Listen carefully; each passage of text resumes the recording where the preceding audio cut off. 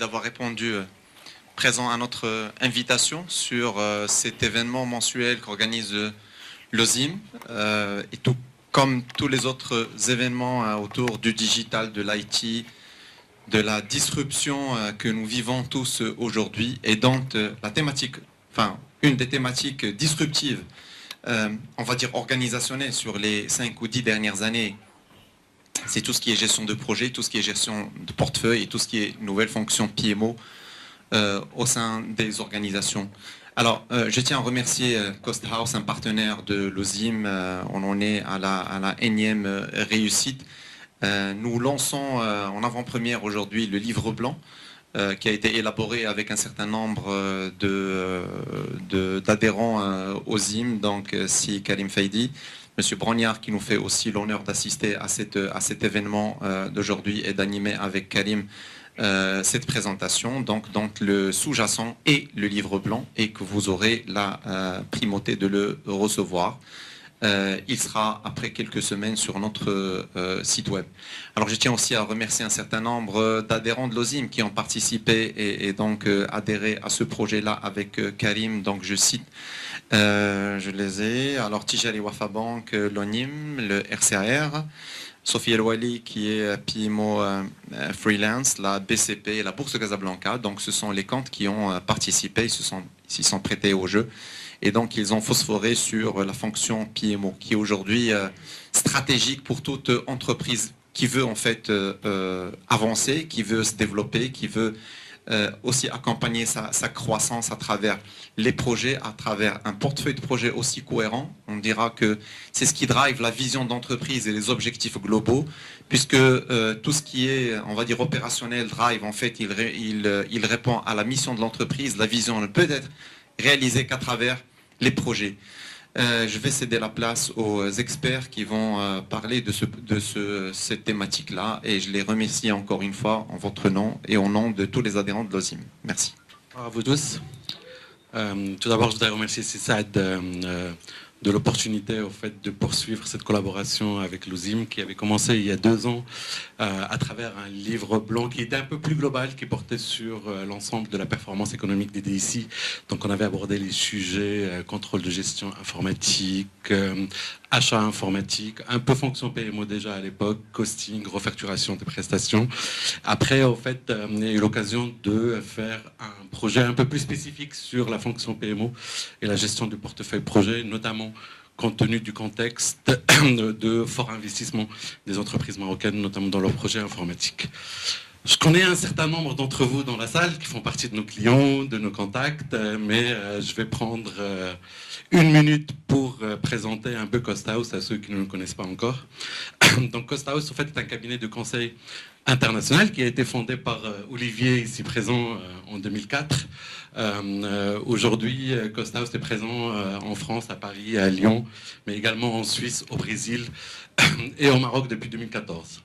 Pour la petite anecdote, au fait, moi j'étais client d'Olivier et des équipes Cost House quand j'étais directeur pilotage et performance dans une compagnie d'assurance à Paris. Et au fait, c'est à travers ce contact qu'on a lancé la création de Cost House Maroc.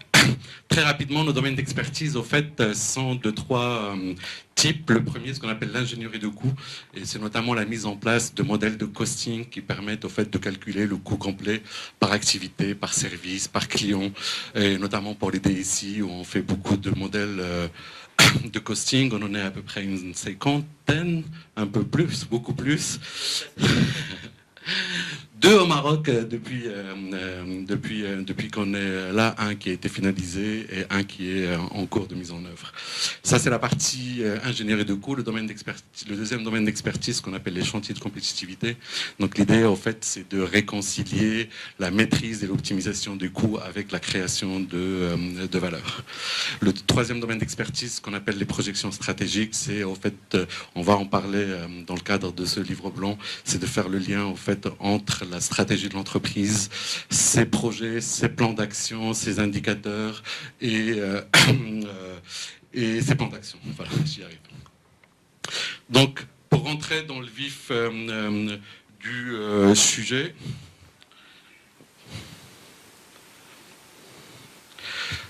Comment ça va se dérouler cette présentation? On va faire une petite introduction pour rappeler le contexte, la méthodologie et les principaux éclairages de l'étude. Après, on va dérouler un peu les différents sujets liés à la fonction PMO et à la gestion du portefeuille projet, donc autour du profil de la fonction PMO dans les entreprises marocaines. On profitera à chaque fois qu'on abordera un sujet pour parler des bonnes pratiques, et notamment des bonnes pratiques internationales. Olivier, avec Joachim Treyer, qui est notre associé à Paris, ont rédigé il y a quelques années un livre, justement un ouvrage sur le sujet, à travers notamment un entretien avec quelques dizaines de DSI en France. Et donc, en fait, on s'est beaucoup basé sur cet ouvrage au fait, pour réaliser cette étude. Je crois que c'est ça, déjà. Donc le profil de la fonction PMO, après on va faire le lien, comme je disais tout à l'heure, entre la stratégie de l'entreprise et son portefeuille projet et le rôle de la fonction PMO dans la déclinaison de la stratégie de l'entreprise. Et puis on rentrera un peu plus dans le détail dans les process opérationnels de la fonction PMO en couvrant un large spectre qui va depuis l'analyse du patrimoine applicatif jusqu'au bilan de projet. On fera un point sur l'outillage de la fonction PMO, d'autant plus que, pour faire le lien avec le dernier point, c'est le sujet qui représente a priori les principales difficultés des fonctions PMO au Maroc aujourd'hui. Comme input à la gestion du portefeuille projet, c'est vrai que c'est un sujet qui est aujourd'hui un peu délaissé par la fonction PMO, qui est plus concentré sur la gestion des demandes métiers, leur chiffrage, leur arbitrage, la constitution du portefeuille et son suivi dans le temps. Un autre point qui reste assez faible, c'est les méthodes de chiffrage des projets. Les méthodes d'estimation et de chiffrage du projet sur le volet build bien évidemment, mais également sur le run où aujourd'hui très peu de DSI en fait calculent l'impact de leur projet sur les coûts récurrents qui vont arriver suite à la mise en production. Par contre, à peu près la moitié des participants ont déclaré avoir mis en place des méthodes d'arbitrage, donc d'aide à la décision d'arbitrage des demandes de métier, essentiellement des notations internes, des business cases internes. On regardera les différentes méthodes dans le détail. Parmi les points positifs, c'est le portefeuille projet. Presque la majorité aujourd'hui des DSI ont mis en place des processus projets, CMMI, PMBOK, même si à peu près 60% en fait, de ceux qui l'ont mis déclarent l'avoir déployé sur l'ensemble de leurs projets. On verra aussi que la mise en place des méthodes agiles est en fort développement dans nos DSI. Le sujet de l'outillage, seuls 19% des DSI en fait, ont déclaré disposer d'un outil PPM intégré, donc qui va, je vois Sophia opiner du chef, qui va en fait depuis la collecte des demandes métiers jusqu'à la planification, la gestion des risques, le reporting et le suivi des projets. Et le dernier point est un peu lié où 57% des DSI déclarent que leur principale difficulté, c'est justement le manque d'outillage de la démarche. Donc voilà un peu quelques éléments un peu clés qui montrent en fait un certain nombre de points positifs, notamment par rapport au plan stratégique, par rapport au processus projet, mais qui montrent aussi que le niveau de maturité est encore à améliorer, notamment sur la gestion du patrimoine, sur le chiffrage et l'arbitrage des demandes de projet. Alors, on va rentrer dans le vif du sujet. Je passerai la parole à Olivier à chaque fois que c'est nécessaire ou à chaque fois que je bloque. Donc, comme je disais dans les principaux éclairages, c'est que 57% des participants disposent d'une fonction PMO aujourd'hui. Ce qu'on constate, au fait, c'est que c'est une fonction qui est en train de se développer de manière importante dans pratiquement l'ensemble des entreprises. Par contre, ce développement il est récent. La majorité de fonctions PMO existantes ont moins de 5 ans et reste en fait sur des effectifs assez restreints. la majorité au fait, des fonctions PMO sont d'un collaborateur. Ce qu'on a constaté aussi, c'est que sur les DSI qui ont un effectif PMO autour de 4-5 personnes, en fait, c'est des DSI qui couvrent non seulement le volet portefeuille projet, donc demande métier, chiffrage, arbitrage, pilotage du portefeuille projet, mais font aussi un accompagnement au chef de projet en termes de méthode, en termes d'aide au pilotage, en termes d'aide au reporting, d'identification des risques. Vous voulez dire un mot, Olivier ? Oui, par rapport à ça, en termes d'organisation autour du PMO, les questions aussi qu'on peut se poser par rapport au périmètre, si on fait un retour, si on sort d'un périmètre d'entreprise type finance, assurance, etc., et qu'on va vers globalement des entreprises, y compris avec un environnement industriel, ce qui peut être intéressant comme retour d'expérience, c'est se poser la question, est-ce qu'on doit séparer le PMO des projets informatiques du PMO des projets d'investissement globaux de l'entreprise? D'accord.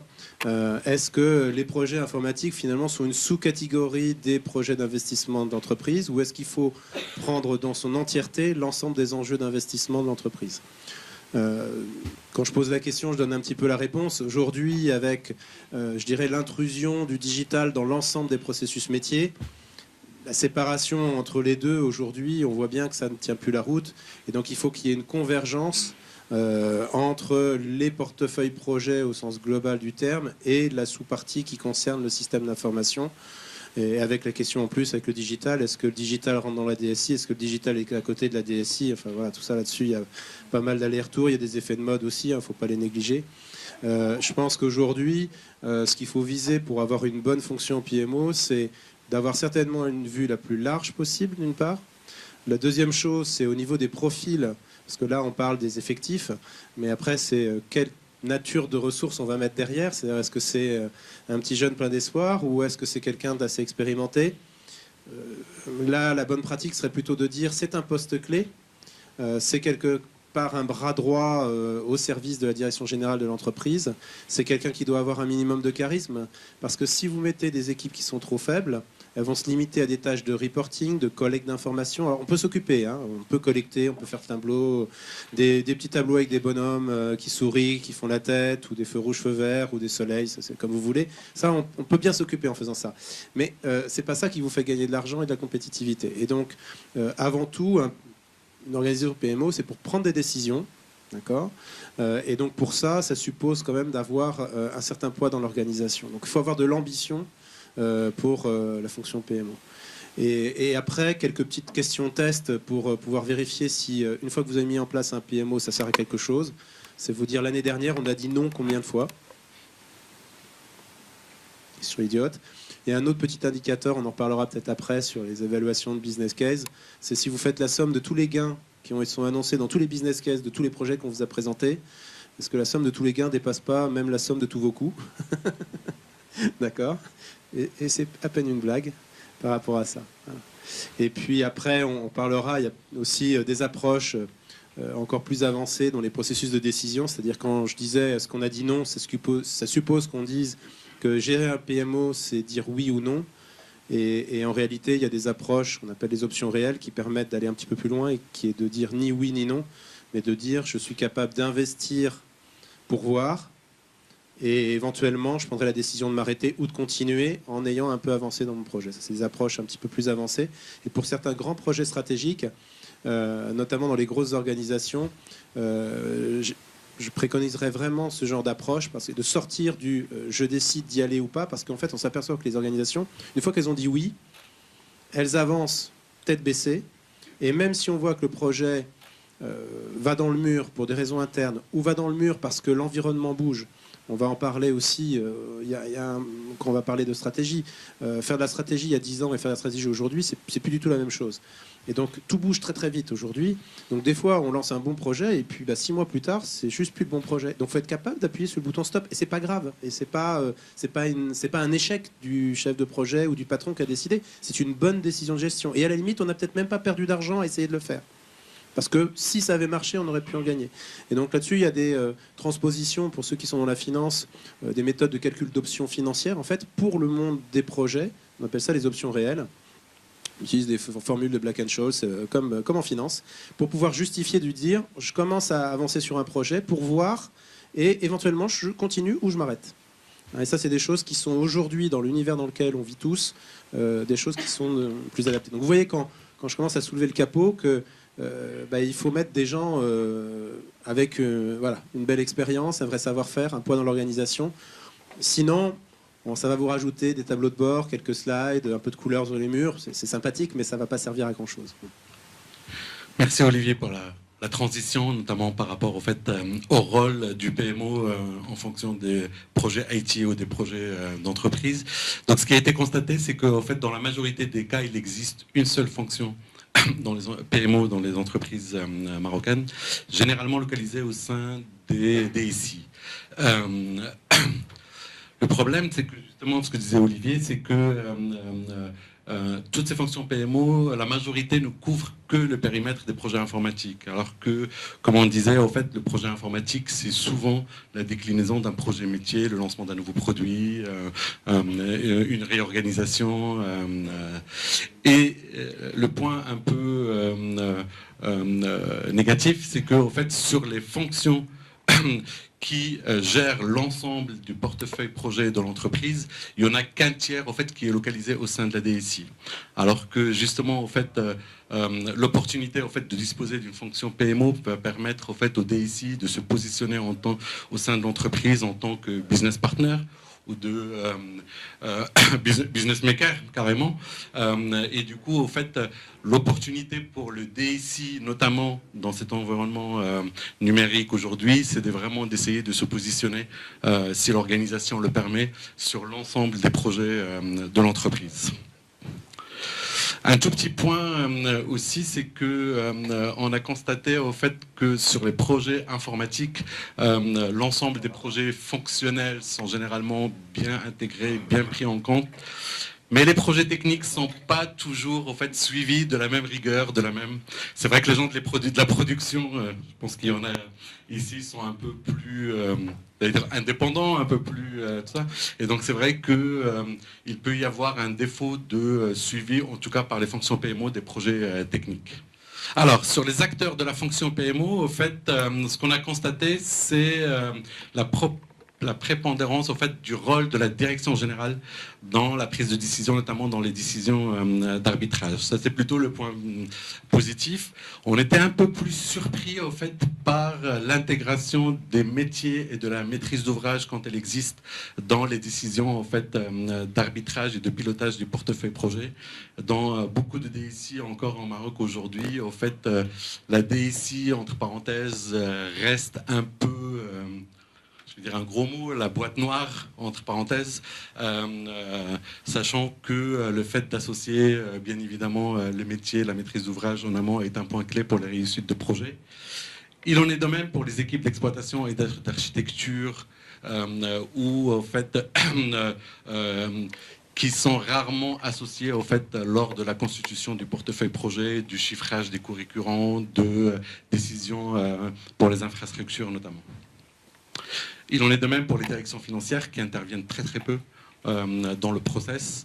C'est à mettre en parallèle au fait, avec la prépondérance au fait, des outils de business case, par exemple, qu'on va voir un peu plus tard, et donc de suivi de la réalisation des gains annoncés lors des projets. Et comme disait Olivier tout à l'heure, aujourd'hui, en fait, ce qu'on a constaté, c'est que les fonctions PMO restent plutôt sur un rôle de consolidation, de reporting et de contrôle, plutôt que d'être dans un rôle, au fait, de décisionnaire ou à minima d'aide à la décision, et également au fait, dans une réflexion au fait, sur la performance. Donc comment optimiser la performance de l'entreprise à travers le lancement des projets les plus créateurs de valeur.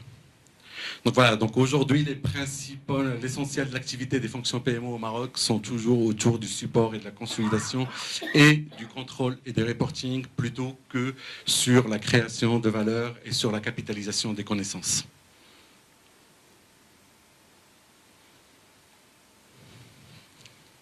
On va faire un petit point sur la stratégie. Peut-être Olivier, faire un point sur l'imbrication de la gestion du portefeuille projet par rapport à la stratégie d'entreprise. Alors, par rapport à ça, là vous avez un petit diagramme qui synthétise finalement l'emboîtement des différentes strates de pilotage d'une entreprise. Donc vous avez au global la stratégie globale de l'entreprise qui va se décliner sous forme de carte stratégique. Donc après, derrière la carte stratégique, on peut avoir des approches de formalisation type balance scorecard ou peu importe le mode de formalisme. On va voir cette déclinaison sur différents axes stratégiques. Donc il est important quand vous avez des éléments, des documents de stratégie, de toujours bien questionner les choses pour ne pas mélanger les choses dans la stratégie. Bien séparer la mission de la stratégie, c'est pas la même chose. Hein. Que doit faire l'entreprise? Quelle est sa mission? Quelle est sa stratégie? Dans sa stratégie ensuite, quels sont ses objectifs? D'accord? De vérifier l'équilibre des objectifs selon un certain nombre d'axes stratégiques. Nos amis Norton et Kaplan nous ont dit qu'il fallait les équilibrer sur 4 axes. On peut en rajouter quelques-uns maintenant, aujourd'hui, mais je dirais de vérifier qu'on n'a pas une stratégie qui est complètement orientée, par exemple, sur la réduction de coûts, on oublie complètement le client, de vérifier qu'on n'oublie pas l'investissement dans les moyens pour le long terme, qu'on n'oublie pas les compétences. Aujourd'hui, en termes de compétitivité dans une entreprise, avec, je dirais, l'évolution de l'économie, le sujet des compétences va devenir le facteur numéro 1 de compétitivité des entreprises. Donc on voit bien qu'il y a un équilibre entre la dimension financière, les ressources avec les investissements technologiques et matériels d'un côté et les ressources humaines, la vision client et la vision organisation et processus optimisation. Sachant qu'il y a des bouleversements qui sont en train de se faire aujourd'hui par rapport à ces axes-là. Ça, c'est au niveau global de l'entreprise. Ensuite, quand on rentre au niveau de la sphère informatique, on va avoir, je dirais, englobant ça, la déclinaison sous forme d'un schéma directeur informatique, qui va être un cadre général qui donne l'ensemble des orientations, une sorte de guide. Derrière ça, on peut le décliner sur une vision de schéma directeur, de plan informatique opérationnel. Donc là, on descend petit à petit dans les différentes couches. Et puis, son exécution annuelle, qui est le budget, le cadre budgétaire, avec à l'intérieur de ce budget 2 pieds, la partie récurrente et puis la partie investissement sur laquelle porte le portefeuille de projet. Donc là, on voit qu'il y a une dimension temporelle. Hein, au fur et à mesure qu'on rentre dans les boîtes, on est dans une dimension temporelle qui est de plus en plus courte. Ceci étant, il faut comprendre que dans la dimension la plus courte, ici, le récurrent, vous payez le passé. D'accord? Donc en fait, quand on dit l'année prochaine je vais faire mon budget, ben non, je vais subir déjà pour une grosse partie ce que j'ai fait les années précédentes. Et mon portefeuille d'investissement, souvent vos projets dépassent le cycle budgétaire, dépassent l'année, et sont pour corriger ce passé et préparer l'avenir. Donc on voit que, y compris dans l'exercice budgétaire, on doit dépasser cette vision très court-termiste. Alors le gros problème qu'on a, c'est que ce schéma-là, il était relativement stable il y a encore quelques années, sauf que l'économie a subi quelques modifications. L'environnement dans lequel les entreprises évoluent a été complètement bouleversé. Et aujourd'hui, ce cadre assez rassurant de se dire je me définis une trajectoire à 5 ans et puis je vais le décliner en sous-objectifs, puis en projet, puis en ceci, puis en cela, ben en ce moment, c'est en train d'être complètement démoli. Complètement démoli à cause de 2 grands facteurs principaux, pour faire simple et à peine caricatural. Le premier qui est le phénomène de la mondialisation et le deuxième qui est le phénomène des nouvelles technologies. Et où vous avez une économie qui avant était simple et cartésienne. Vous aviez, je dirais, des découpages géographiques d'une part, par secteur d'activité, qui faisaient que chacun était dans sa boîte, connaissait son environnement, et on était en mesure, en termes de stratégie, de pouvoir disposer d'informations dont le niveau de projection était supérieur ou équivalent à la durée d'un retour sur investissement. Donc on pouvait dérouler ça tranquillement. Hein, se dire, ben voilà, ma prévision, c'est que sur le marché marocain, le marché bancaire, on va augmenter le taux de bancarisation de temps, machin.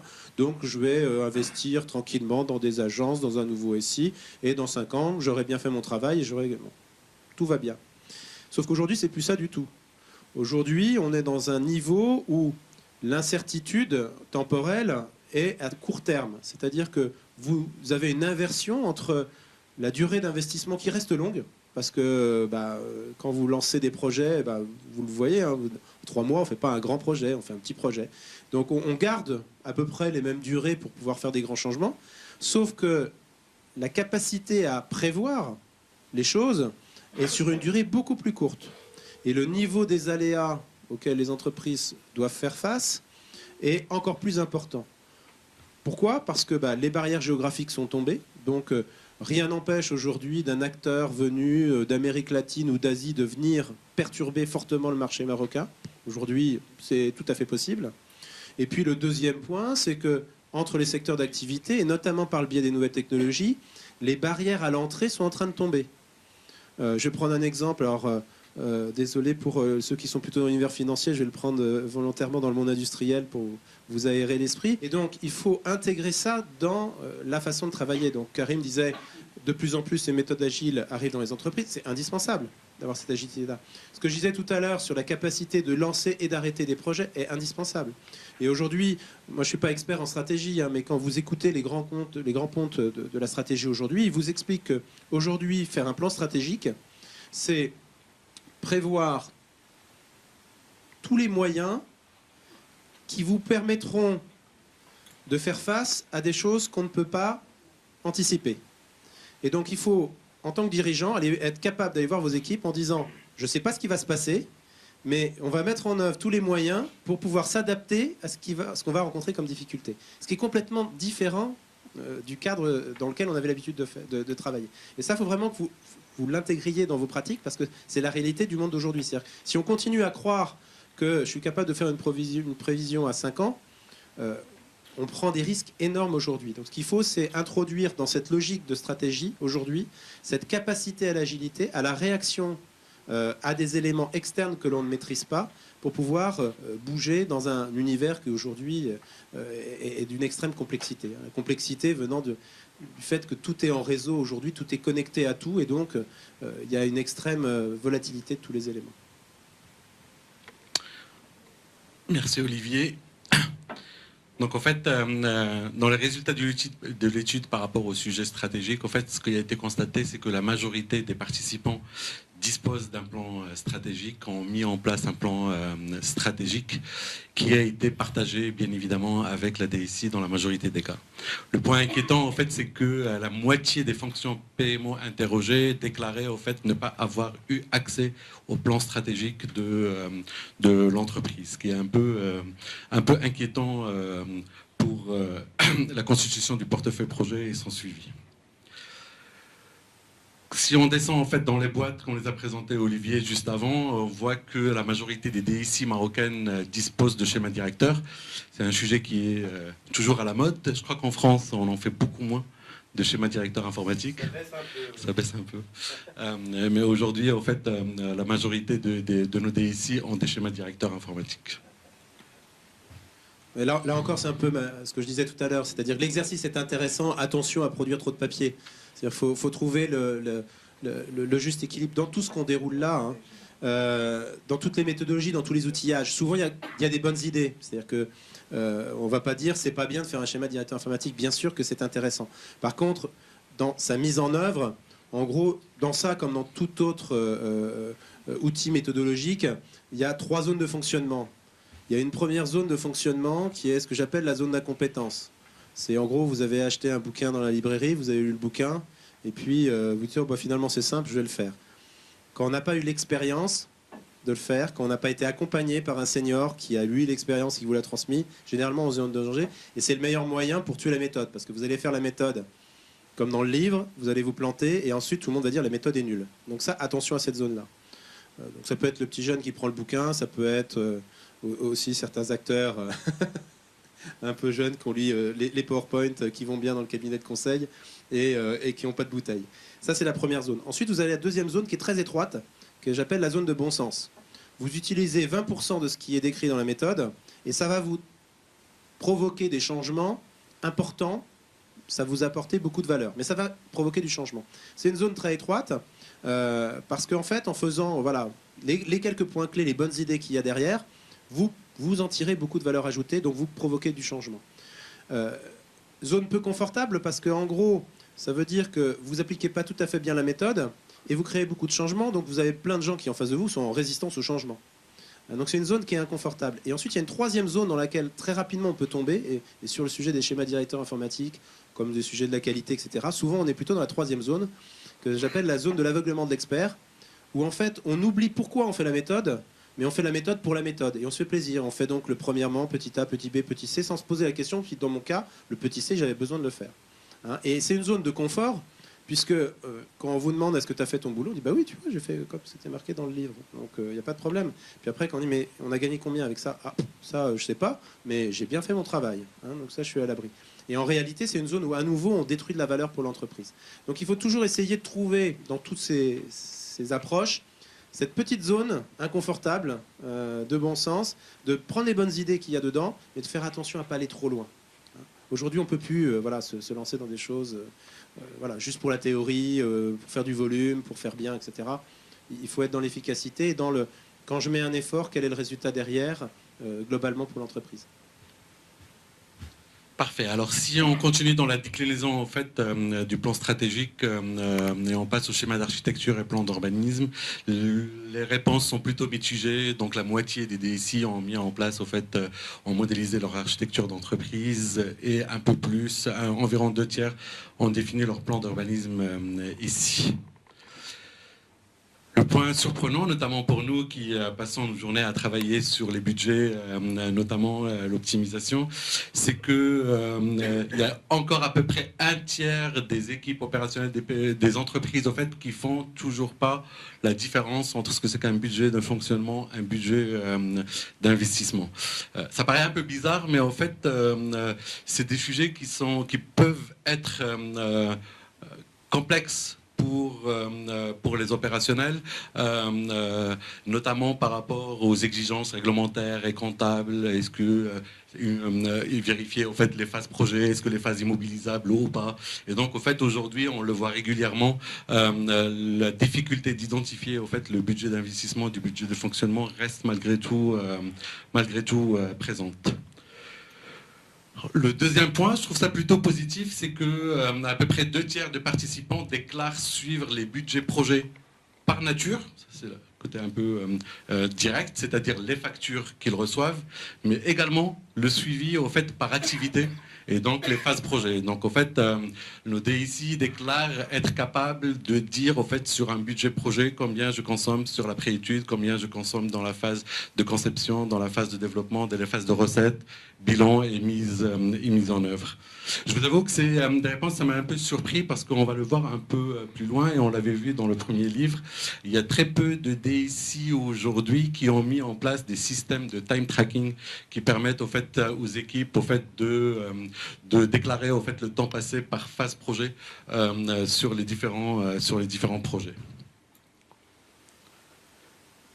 Donc voilà pour dire que sur le volet lien entre la stratégie et la gestion du portefeuille projet, ce qu'on constate, c'est que parmi les différents sujets, c'est plutôt un sujet relativement mature, sachant que le point noir sur ce volet-là, c'est que la déclinaison de la stratégie en chantier informatique n'est pas toujours forcément partagée avec l'ensemble des parties prenantes. Alors, on va rentrer dans le processus de la gestion de portefeuille projet. Pareil, Olivier, peut-être un petit éclairage sur la couverture de la fonction PMO et l'activité gestion de portefeuille projet. Tout à fait. Donc, en fait, la gestion de portefeuille projet doit être vue dans un spectre large qui va de l'amont jusqu'à l'aval. C'est pas simplement avoir un report avec où est-ce qu'on en est en termes de consommer sur mes projets. Ça, c'est pas du PMO. C'est éventuellement je cours après quelques chiffres pour faire des tableaux de bord. Mais c'est pas je pilote. Pour piloter, il faut pouvoir être dès l'amont et donc définir quel est le système d'arbitrage et être à la décision de j'y vais pas ou non, j'irai mais qu'à moitié, etc. avec des critères qui sont complets et larges, qui ne sont pas simplement ça coûte trop cher, j'ai pas le budget, mais avec un miroir par rapport à la stratégie, par rapport aux enjeux, par rapport aux risques d'entreprise, par rapport au cadre réglementaire, par rapport aux contraintes techniques, etc. Il y a tout un tas d'éléments, ça vous verrez dans le livre blanc, le détail de tous les axes d'analyse qui sont nécessaires pour qualifier un projet. Donc ils sont nombreux pour prendre en compte cette complexité. C'est pas du noir ou blanc, c'est trop cher, pas assez cher. Non, la décision est beaucoup plus complexe que ça et doit prendre en compte l'ensemble de cette complexité. Derrière, pendant le déroulement des projets, il ne s'agit pas simplement de récolter des chiffres de la part des chefs de projet et puis de les consolider et de les reporter. Ça sert pas à grand chose en réalité, parce qu'en fait on s'aperçoit qu'avec le délai de collecte, etc., quand il y a des pépins, on arrive après la bataille. Donc c'est pas tellement ça qui est important. Ce qui est important, c'est d'avoir un support opérationnel, d'aider les responsables de projet à améliorer leur façon de travailler au quotidien, d'être véritablement proactif et de pousser à améliorer les pratiques projets en règle générale, essayer de mettre de l'innovation. Karim parlait du sujet des méthodes agiles. Ça, c'est un point qui est intéressant. Ceci étant, on sait aussi que les méthodes agiles sont adaptées plutôt à certaines catégories de projets. Certains grands projets structurels ne sont pas du tout adaptés aux méthodes agiles. Donc il reste quand même la problématique de comment je vais maîtriser le pilotage des plannings de gros projets structurants et stratégiques.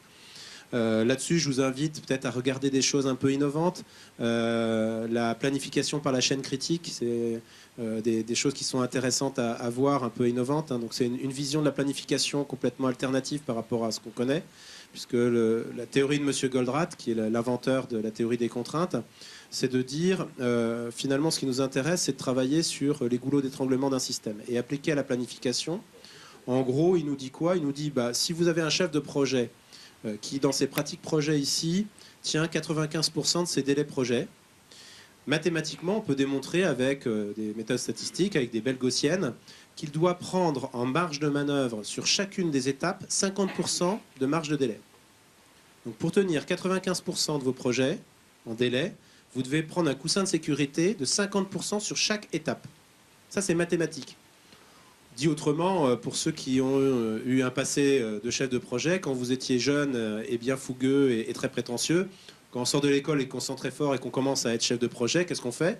On se fait un planning en se disant si c'est moi qui le faisais, ça ferait ça. Mais comme mon équipe c'est des bras cassés, je multiplie par 2. C'est un peu ça, comme ça se passe. Mais dit autrement et mathématiquement, ça se démontre avec des gaussiennes. En fait, il faut prendre cette marge de sécurité pour pouvoir tenir ces délais. Et M. Goldratt, il dit quoi?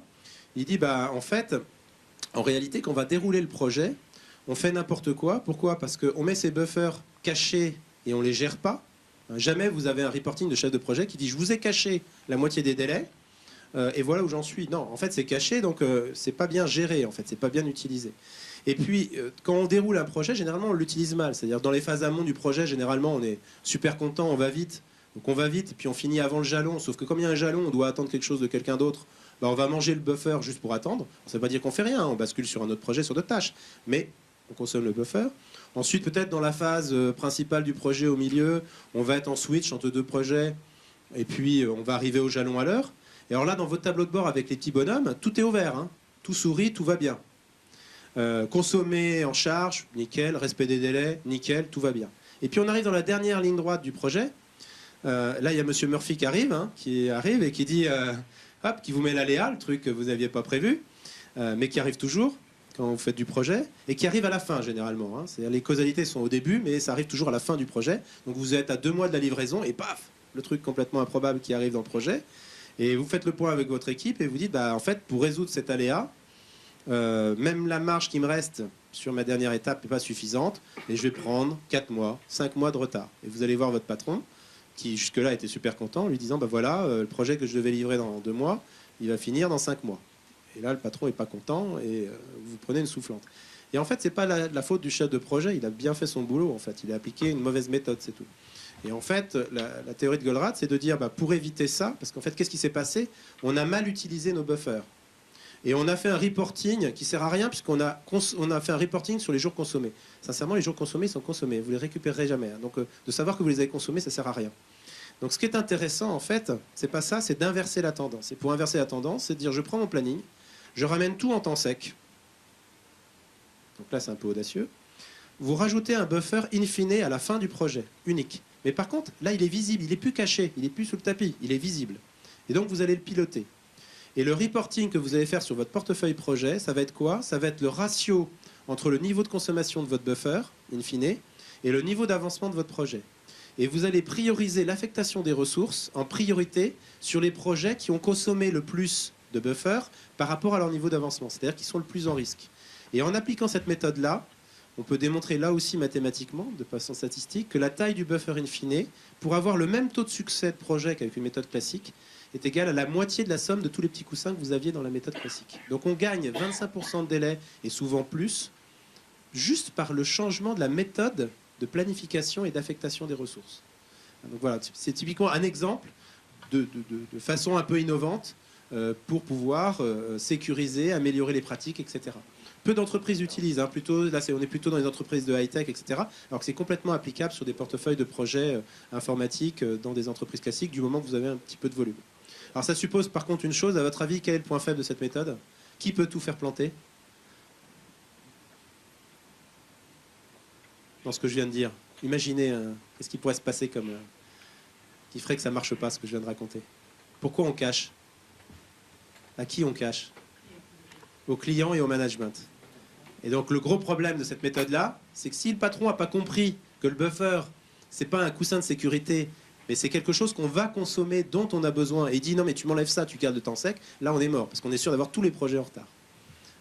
Et l'autre projet, c'est qu'on a un client, si le client n'est pas assez intelligent, on est obligé de faire un double planning, c'est-à-dire qu'on fait le vrai planning qu'on pilote avec le buffer visible, et un planning à l'ancienne, où on cache le buffer, pour pas que le client aille réclamer ça. Ça dépend de la niveau de maturité. C'est les points faibles de cette méthode. Mais ça marche très bien. J'ai eu l'occasion de le déployer dans pas mal d'environnements et c'est vraiment très efficace. Par contre, ça change vraiment les mentalités. Je peux vous assurer, en termes de change, c'est quelque chose. Le dernier point sur lequel je pense que l'étude le montre de mémoire, hein, l'indicateur est pas bon du tout là-dessus. Mais là-dessus, je pense qu'on peut faire le tour de la planète. Je ne crois pas qu'il y ait une seule zone où on va trouver quelqu'un qui est bon là-dessus. C'est le bilan projet. Le bilan projet, alors au mieux on le fait de temps en temps, mais alors de là à exploiter ce qu'on a dit dans le bilan, on oublie. Donc ça c'est vraiment le point faible et c'est très très surprenant. Et là je vais vous ouvrir un petit peu les portes du cabinet. Nous-mêmes, on se dit toujours dans notre arrière-boutique, bah oui, quand on a fini une mission, ça serait bien d'aller voir notre client, de faire un bilan projet. 1 heure d'entretien avec le patron, qu'est-ce que vous avez pensé de notre prestation, vous êtes content, pas content, etc. En plus, quand on l'a fait de temps en temps, qu'est-ce qui s'est passé? Généralement, le client était super content, il nous a offert le resto derrière, et généralement, il nous a proposé une autre mission. Et avec tout ça, figurez-vous qu'on continue à ne pas faire de bilan de mission. Sauf à Casa. Sauf à Casa. Mais c'est juste pour vous dire, voilà, donc transposez-le vous. Je ne peux pas expliquer pourquoi on n'arrive pas à mettre l'énergie, parce que en gros, en réalité, c'est quoi? C'est quand vous avez fini le projet, vous repartez sur un autre. Et donc, vous dites, le projet, il est fini, ça y est, votre tête est déjà sur le projet suivant. Et c'est extrêmement dur de remettre de l'énergie sur un truc, on dit, il est fini. Maintenant, en réalité, il n'est pas bien fini. Mais il faut savoir que c'est idiot parce que le rapport, si à la limite dans tout ça il n'y avait qu'un truc à faire, c'est celui-là qu'il faudrait faire. C'est celui dont le rapport effort-bénéfice est le plus important. Curieusement, sur le terrain, dans la pratique, c'est certainement là où on est plus faible. C'est voilà, curieux. Exactement. Alors, il y a un point au fait qu'on n'a pas mis dans la slide d'avant et qui est aussi important dans la démarche. En fait, c'est la gestion du patrimoine applicatif. Aujourd'hui, en fait, les fonctions PMO partout, pareil, ne portent pas en fait cette activité. Ça consiste en quoi? De faire une analyse et une gestion de patrimoine applicatif. C'est par exemple mettre les coûts récurrents des applications qui sont dans le patrimoine face à la valeur créée par ces applications. C'est de mettre face au fait, à ces applications la maturité de ces applications. Est-ce qu'elles sont en fin de vie? Est-ce qu'elles sont au démarrage? Est-ce qu'elles sont... Et en fait, la fonction PMO et la DSI en général, à travers l'exploitation et l'analyse de cette gestion du portefeuille, du patrimoine applicatif, en fait, devient proactif et peut aller voir les métiers pour proposer la refonte d'applications en fait, qui coûte très très cher en run et qui apporte peu de valeur à l'entreprise. Et donc, en fait, c'est une activité extrêmement intéressante en fait, pour la construction du portefeuille projet. Nous, quand on fait des modèles de costing dans des DSI, ce qu'on fait souvent à la fin, c'est qu'on va voir les architectes pour voir avec eux quel est le cycle de vie des différentes applications et on va voir les métiers ou les maîtrises d'ouvrage pour voir avec eux en fait, la valeur apportée par ces applications. Déjà, en fait, on se rend compte qu'il y a beaucoup de redondance des fois dans les applications. Dans mon ancienne entreprise, en fait, on avait été obligé à un moment de lancer un projet de rationalisation du décisionnel parce qu'il y avait cette plateforme de BI, parce que chaque métier avait fait son choix, parce que on se rend compte en fait qu'il y a des applications en fait qui sont en prod, donc qui consomment de la puissance serveur, du stockage, qui consomment du ROM éventuellement, mais qui sont plus utilisés ou peu utilisés par les métiers. Donc en fait, l'analyse du patrimoine applicatif permet en fait de lancer des projets de décommissionnement. Les projets de décommissionnement sont souvent des projets qui ne sont pas priorisés ou qui ne sont pas visibles, alors que c'est des projets extrêmement importants qui permettent en fait de faire des gains de coûts et de lancer des projets de refonte justement de ces applications. Là, par contre, ça suppose d'avoir un modèle économique qui soit performant pour pouvoir valoriser ça et détecter les potentiels qu'il y a derrière le patrimoine applicatif.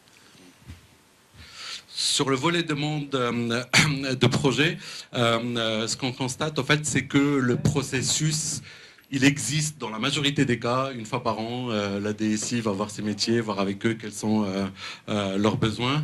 Il est rarement formalisé, enfin rarement, dans la moitié des cas, il n'est pas formalisé à travers des fiches claires, un workflow, des choses qui permettent en fait de consolider de manière outillée et rapide et définir en fait les demandes métiers. Par contre, en fait, la majorité de ces demandes sont plutôt qualifiées et, quand c'est nécessaire, font l'objet d'une préétude pour pouvoir décider de le lancer ou pas. Il y a un sujet qui me tient à cœur particulièrement, parce que je l'avais vécu aussi dans mon ancienne vie, c'est l'action de transformation des demandes métiers en projet. Ce qu'on constate en fait dans les réponses des participants, et on avait constaté ça également dans le premier livre blanc il y a 2 ans, c'est que dans les portefeuilles projets des entreprises, il y a énormément de projets par rapport à la taille de l'entreprise et énormément de projets de petite taille. C'est-à-dire que en fait, l'action de transformation, en général, une demande métier, c'est un projet. Alors qu'il peut y avoir des actions de rationalisation, d'optimisation, de regroupement des demandes métiers. Il y a un autre sujet aussi, c'est que très peu d'entreprises ont défini la frontière entre la maintenance évolutive et le projet. C'est pas quelque chose de facile, mais dans beaucoup de chez nos clients, ils ont défini de manière un peu arbitraire un seuil de jour homme en disant en dessous de 40 jours hommes ou de 50 jours hommes, c'est une maintenance évolutive, au-dessus c'est un projet. Parce qu'en fait, le fait de définir ça est extrêmement important parce que ça permet notamment à travers le versionning, donc prévoir en fait 2, 3 ou 4 versions par an, en fait d'optimiser les coûts d'intégration, de embarquer en fait dans des mini-projets plusieurs demandes évolutives, et ça permet aussi de réduire, entre parenthèses, le formalisme du processus projet. Dans une petite maintenance applicative, on n'est pas obligé de faire une préétude, on n'est pas obligé de rédiger un cahier des charges qui fait 30 pages, mais plutôt, au fait, d'avoir un processus un peu plus agile, un peu plus rapide pour les maintenances évolutives. Un autre point très important, mais on va le voir après également dans le pilotage des projets, c'est que le pilotage du plan de capacité, Olivier tout à l'heure parlait en fait de l'affectation des ressources. Aujourd'hui, en fait, le niveau de maturité en fait, du pilotage de la contention de ressources, il reste à optimiser. C'est un point extrêmement important. C'est un point extrêmement important pour pouvoir, d'une part, faire face aux demandes métiers, savoir si on a la capacité de faire face aux demandes métiers. On a des clients au fait où les entreprises ont décidé de mettre des investissements importants, sauf qu'on n'avait pas les équipes pour faire, ou le bon chef de projet. Et puis externaliser, entre parenthèses, à outrance sur du sujet cœur de métier ou des choses comme ça n'est pas toujours la bonne solution. Donc le pilotage de plans, de ressources, de la capacité à faire est un point primordial, que ça soit dans la construction du portefeuille projet ou dans le pilotage du portefeuille projet au quotidien pour pouvoir justement affecter les bonnes ressources aux bons projets. Là-dessus, ça revient sur une remarque qu'a fait Karim tout à l'heure sur, je crois qu'on va y revenir, sur le fait qu'il y a peu d'endroits où il y a du time tracking notamment. Donc ça, le premier point, c'est que si on n'a pas de mesure, quel est le niveau de son plan de charge, etc., ça devient compliqué, première étape. Et même en imaginant que vous ayez un time tracking, il y a toujours quelque chose moi, qui me surprend. Moi, j'ai commencé ma carrière, j'avais un vrai métier avant d'être consultant, hein, donc j'ai eu un vrai boulot avant. J'ai commencé par chef de projet, etc., dans une direction informatique d'une grande banque. Puis ensuite, chez un opérateur télécom. Quand je suis passé de l'autre côté de la barrière, j'ai découvert un nouvel univers. Quand j'étais jeune à la Société Générale ou après chez SFR, SFR, j'ai monté tout le billing de la chaîne de facturation. J'avais une équipe de plus de 100 personnes qui travaillaient pour moi. Et en fait, quand je faisais mon reporting, j'avais 100% de mes équipes qui étaient occupées d'après mon reporting. Puis après, quand j'ai changé de métier, je me suis retrouvé consultant et que je devais gérer des consultants, j'ai découvert un truc qui s'appelle le taux de charge. Le taux de charge, c'est le pourcentage de temps qu'on passe à travailler. Et en fait, j'ai découvert que finalement, les sociétés professionnelles qui faisaient du service étaient moins bonnes que les directions internes, parce que les directions internes ont un taux de charge à 100% tout le temps. Hein, et que les prestataires, eux, ont toujours des taux de charge qui sont inférieurs et ils le pilotent et ils essayent de l'améliorer d'ailleurs. En fait, c'est un peu une boutade. La réalité, c'est que le taux de charge dans une DSI, il n'est pas de 100%. Sauf que déjà une DSI, quand elle est au COMEX, c'est ça coûte cher et ça marche pas. Si en plus vous dites ça coûte cher, ça marche pas, et il y a 20% du temps où ils font rien, ça va être compliqué politiquement. Sauf que c'est une réalité. Alors quand on dit ils font rien, c'est pas rien, mais la réalité que quand vous avez un projet, il y a une montée, il y a une descente, et que mécaniquement vous pouvez pas avoir une charge lissée, c'est impossible. Mécaniquement c'est impossible. Donc il y a des moments où vos équipes s'occupent à autre chose, mais ne sont pas chargées en production directe. Ne pas vouloir mettre les moyens de le mesurer, c'est le meilleur moyen de ne pas l'améliorer. Parce que peut-être que c'est pas grave et qu'effectivement, globalement, vous comblez avec des petits projets ou de la maintenance, que sais-je, et puis ça marche bien, et finalement, le taux d'inefficacité de 5%, il n'y a pas de problème. Peut-être que c'est 20%. Si on ne le mesure pas, on ne sait pas, et on ne peut pas l'améliorer. Et donc ça, c'est vraiment un point qui est important, c'est non seulement mettre en place des systèmes de mesure de temps, pas forcément à l'heure, hein. On peut être à des mailles plus importantes pour pas que ça ait une grosse charge administrative. Je reviens sur mon diagramme de mon expert. Faisons simple et efficace. Pas besoin des choses compliquées, choses simples mais qui couvrent bien les choses. Et quand on fait du time tracking, prévoir la case, ne rien faire. D'accord ? Même si ça paraît choquant. On n'est pas obligé de la communiquer à l'extérieur, mais il faut qu'elle y soit. Hein, parce que sinon, vous ne pouvez pas vous améliorer. Effectivement. Il y a un autre point qui est ressorti en fait de l'étude, c'est sur la communication en fait sur le portefeuille projet, notamment par rapport au métier, où aujourd'hui à peu près la moitié des DSI formalisent le portefeuille projet dans un document unique et le partagent avec l'ensemble de manière régulière avec l'ensemble des parties prenantes dans l'entreprise et notamment leurs clients internes. Alors, on avait fait un petit point justement sur le chiffrage des demandes métiers. Ce qui ressort aujourd'hui, c'est que de l'étude, c'est que 19% en fait des DSI déclarent avoir mis en place au fait des méthodes de chiffrage pour la partie projet, pour le build.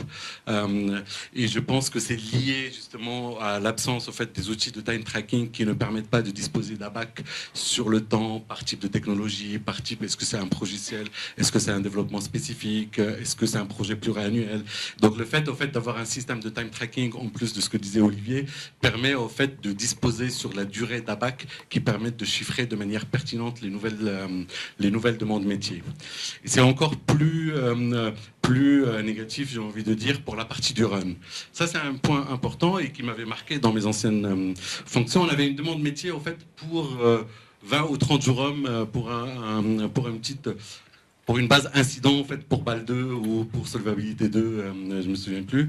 Et en fait, typiquement, c'était parfait, arbitré positivement, on lance le projet, sauf qu'on n'avait pas mesuré en fait les coûts du run.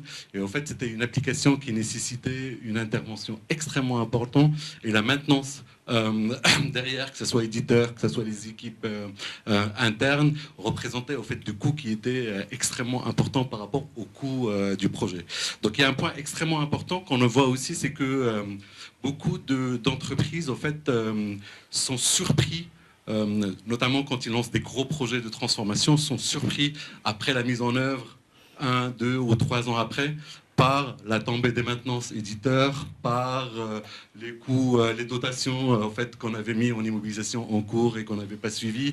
Et donc, en fait, le fait de pouvoir chiffrer ces demandes métiers, que ce soit sur le coût du projet, mais également le coût du run, est un point extrêmement important pour pouvoir en fait, anticiper ces hausses et ces coûts récurrents dans le futur.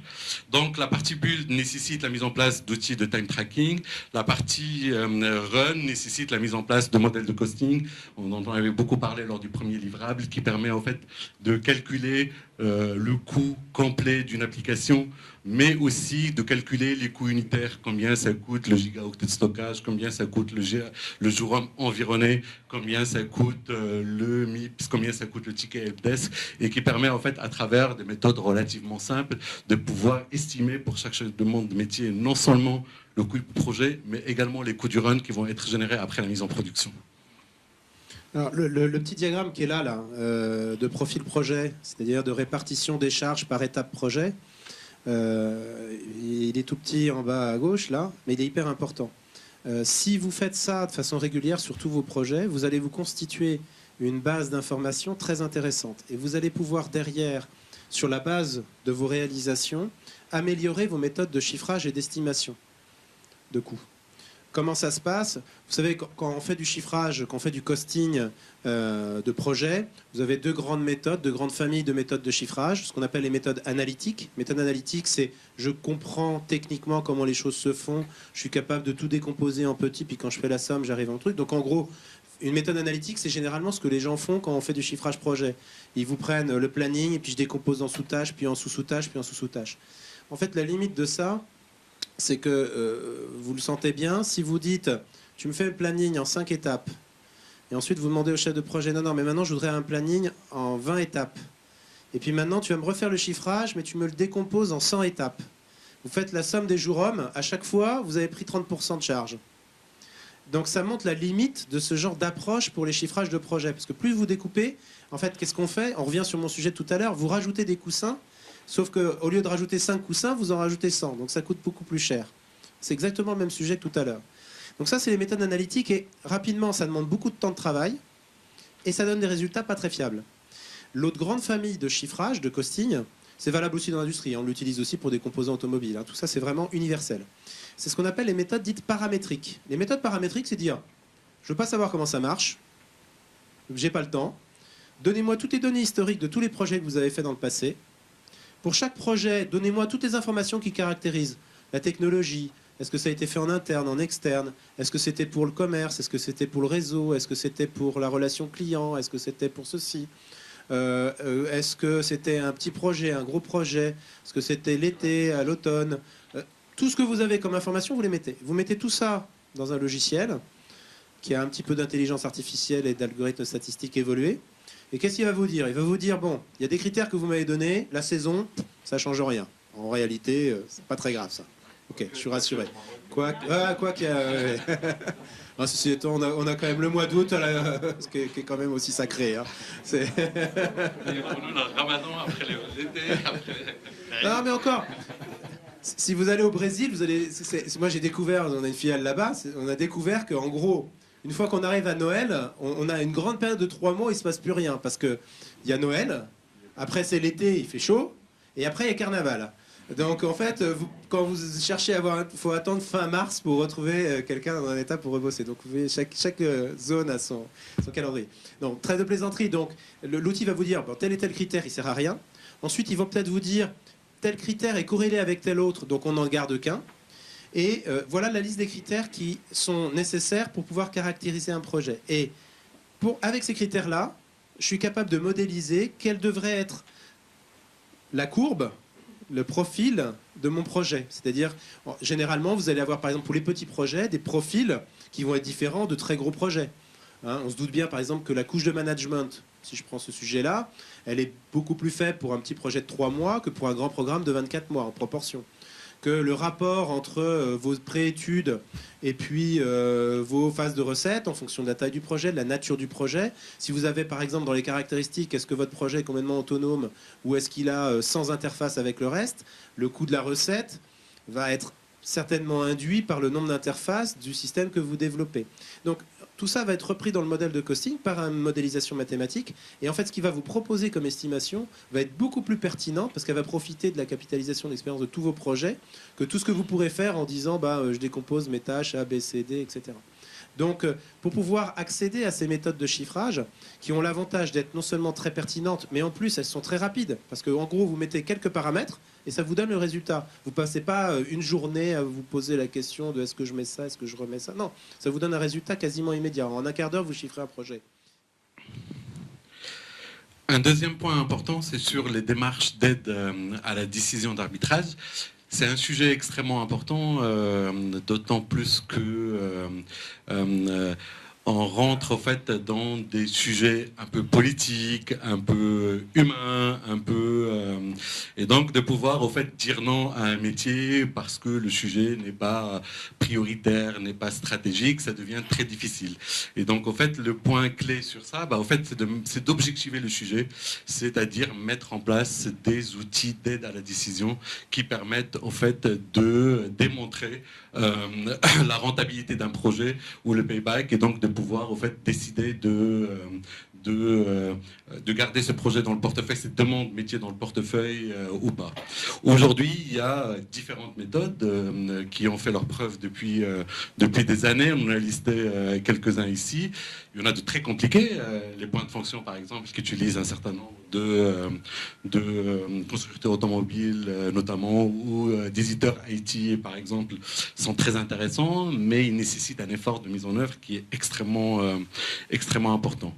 Donc ce qu'on voit ici, en fait, c'est que beaucoup de DSI ont mis en place des dispositifs d'aide à la décision à travers des dispositifs de notation interne qui leur permettent, en fait, de simplifier en tout cas les discussions avec les métiers. C'est un point où en fait ça ne devrait pas être des outils entre parenthèses de décision, c'est des outils d'aide à la décision. Il faut que ça soit au fait les résultats de ces outils qui permettent au fait de tenir les comités d'arbitrage avec les métiers pour pouvoir décider des projets à mettre en œuvre ou pas. Par contre, tu voulais dire un mot? Oui, là-dessus, c'est de veiller à une déviance qu'on a, qui est que ce que je disais tout à l'heure, sous le temps de la blague, en disant si on faisait la somme de tous les gains des projets, on dépasserait la somme des coûts. On a souvent une déviance de focaliser sur le critère financier dans le portefeuille projet. Il prend une dimension plus importante parce qu'il y a un chiffre. Si on savait ce qu'il y avait dans le chiffre et la qualité du chiffre, on arrêterait de croire en ce chiffre. D'accord ? Mais il suffit qu'il y ait un gars qui ait mis un chiffre, en plus avec des virgules derrière, alors là, on est... Si en plus il était calculé dans le RP, alors là, c'est double. Mais en fait, en réalité, c'est souvent très faible ce qu'il y a derrière ça. Donc il faut plutôt multiplier le nombre de critères et faire attention aux critères financiers qui souvent est gonflé. Et par ailleurs, on est dans des logiques, des fois, moi j'ai eu le cas, des fois, des projets qui avaient tous les feux au vert, c'est-à-dire que stratégiquement, il fallait absolument que l'entreprise se lance, sauf qu'au début, ça perdrait de l'argent, donc le critère financier était négatif, et les gens avaient trituré le chiffre pour que ça ne se voit pas. Mais c'est complètement idiot. Un décideur, un manager, dans une entreprise, doit être capable de prendre la décision de dire je perds de l'argent pendant 3 ans pour en gagner dans 4 ans. C'est ça, être un vrai décideur. Enfin, l'entreprise est un outil de prise de risque, c'est sa définition. Donc, si toutes les décisions que vous prenez ne sont pas des décisions qui portent un risque, ça veut dire que vous n'utilisez pas l'outil entreprise, donc que vous allez vous faire bouffer par les concurrents. Donc là-dessus, là aussi, il faut revenir à une réalité, c'est-à-dire que si la note financière n'est pas bonne, elle n'est pas bonne, et on l'affiche comme telle. Mais si par ailleurs, on a tous les autres critères qui montrent qu'il faut absolument y aller, eh ben, on y va quand même. Donc attention à cet équilibre-là, parce que c'est vrai qu'elle prend tout l'espace, cette note financière, dans l'ensemble des critères. Et donc pour essayer de la diluer, moi ce que je vous conseille, c'est de multiplier le nombre de critères.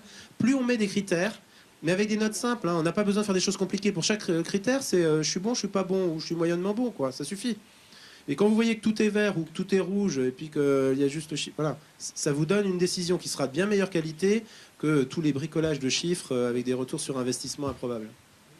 Parfait. Avec ce que tu viens de dire, Olivier, on est plutôt bon au Maroc parce qu'en fait, l'évaluation économique de projet n'est pas souvent utilisée par nos DSI. C'est plutôt positif. C'est en priorité les enjeux métiers qui sont utilisés. Par contre, en fait, le point surprenant, c'est sur la partie prise en compte des risques projets. Je pense, par rapport à ce que tu disais, en fait, on peut avoir tous les voyants au rouge, mais si on a un risque important sur un projet, on n'a pas, par exemple, de chef de projet ou de directeur de projet en interne et il est difficile, vaut mieux attendre, entre parenthèses, avant de lancer ce projet plutôt que de se lancer dans un projet en sachant les risques qu'il y a. Donc c'est vrai que sur ces outils d'aide à la décision aujourd'hui, c'est la prise en compte en fait, de l'évaluation des risques qui n'est pas souvent intégrée. Alors, comme disait Olivier tout à l'heure, la gestion du portefeuille projet, la fonction PMO dépasse la gestion du portefeuille, mais va jusqu'à la gestion du projet. Donc, ce qu'on a constaté, c'est que la majorité des DSI au Maroc ont mis en place des processus projets, ont formalisé des processus projets, CMMI, PMBOK, les différentes méthodes, sachant que sur ceux qui ont mis en œuvre, il n'y en a que 62% qui l'ont réellement déployé sur l'ensemble des projets. Mais je pense que le sujet en fait, est en train d'être déployé sur les DSI qui ne l'ont pas encore mis. Par ailleurs, en fait, par rapport à ma remarque de départ, à peu près 2/3 de DSI se sont lancés en fait, dans la mise en œuvre de méthodes agiles dans la gestion de leurs projets. Alors, il y a un point important par rapport au fait à l'organisation des projets. Aujourd'hui, il y a qu'à peu près 60% en fait, des entreprises qui ont formalisé en fait, la fonction projet qui fait clairement apparaître les directions fonctionnelles et la direction projet. C'est un point extrêmement important et notamment quand on parle de matrice faible, matrice forte. Quand on parle de matrice forte, c'est en fait on donne la décision en fait au directeur de projet et pas au directeur hiérarchique. C'est des points clés pour la réussite d'un projet. Aujourd'hui, malheureusement, en fait, ce type de fonctionnement est encore rare au Maroc.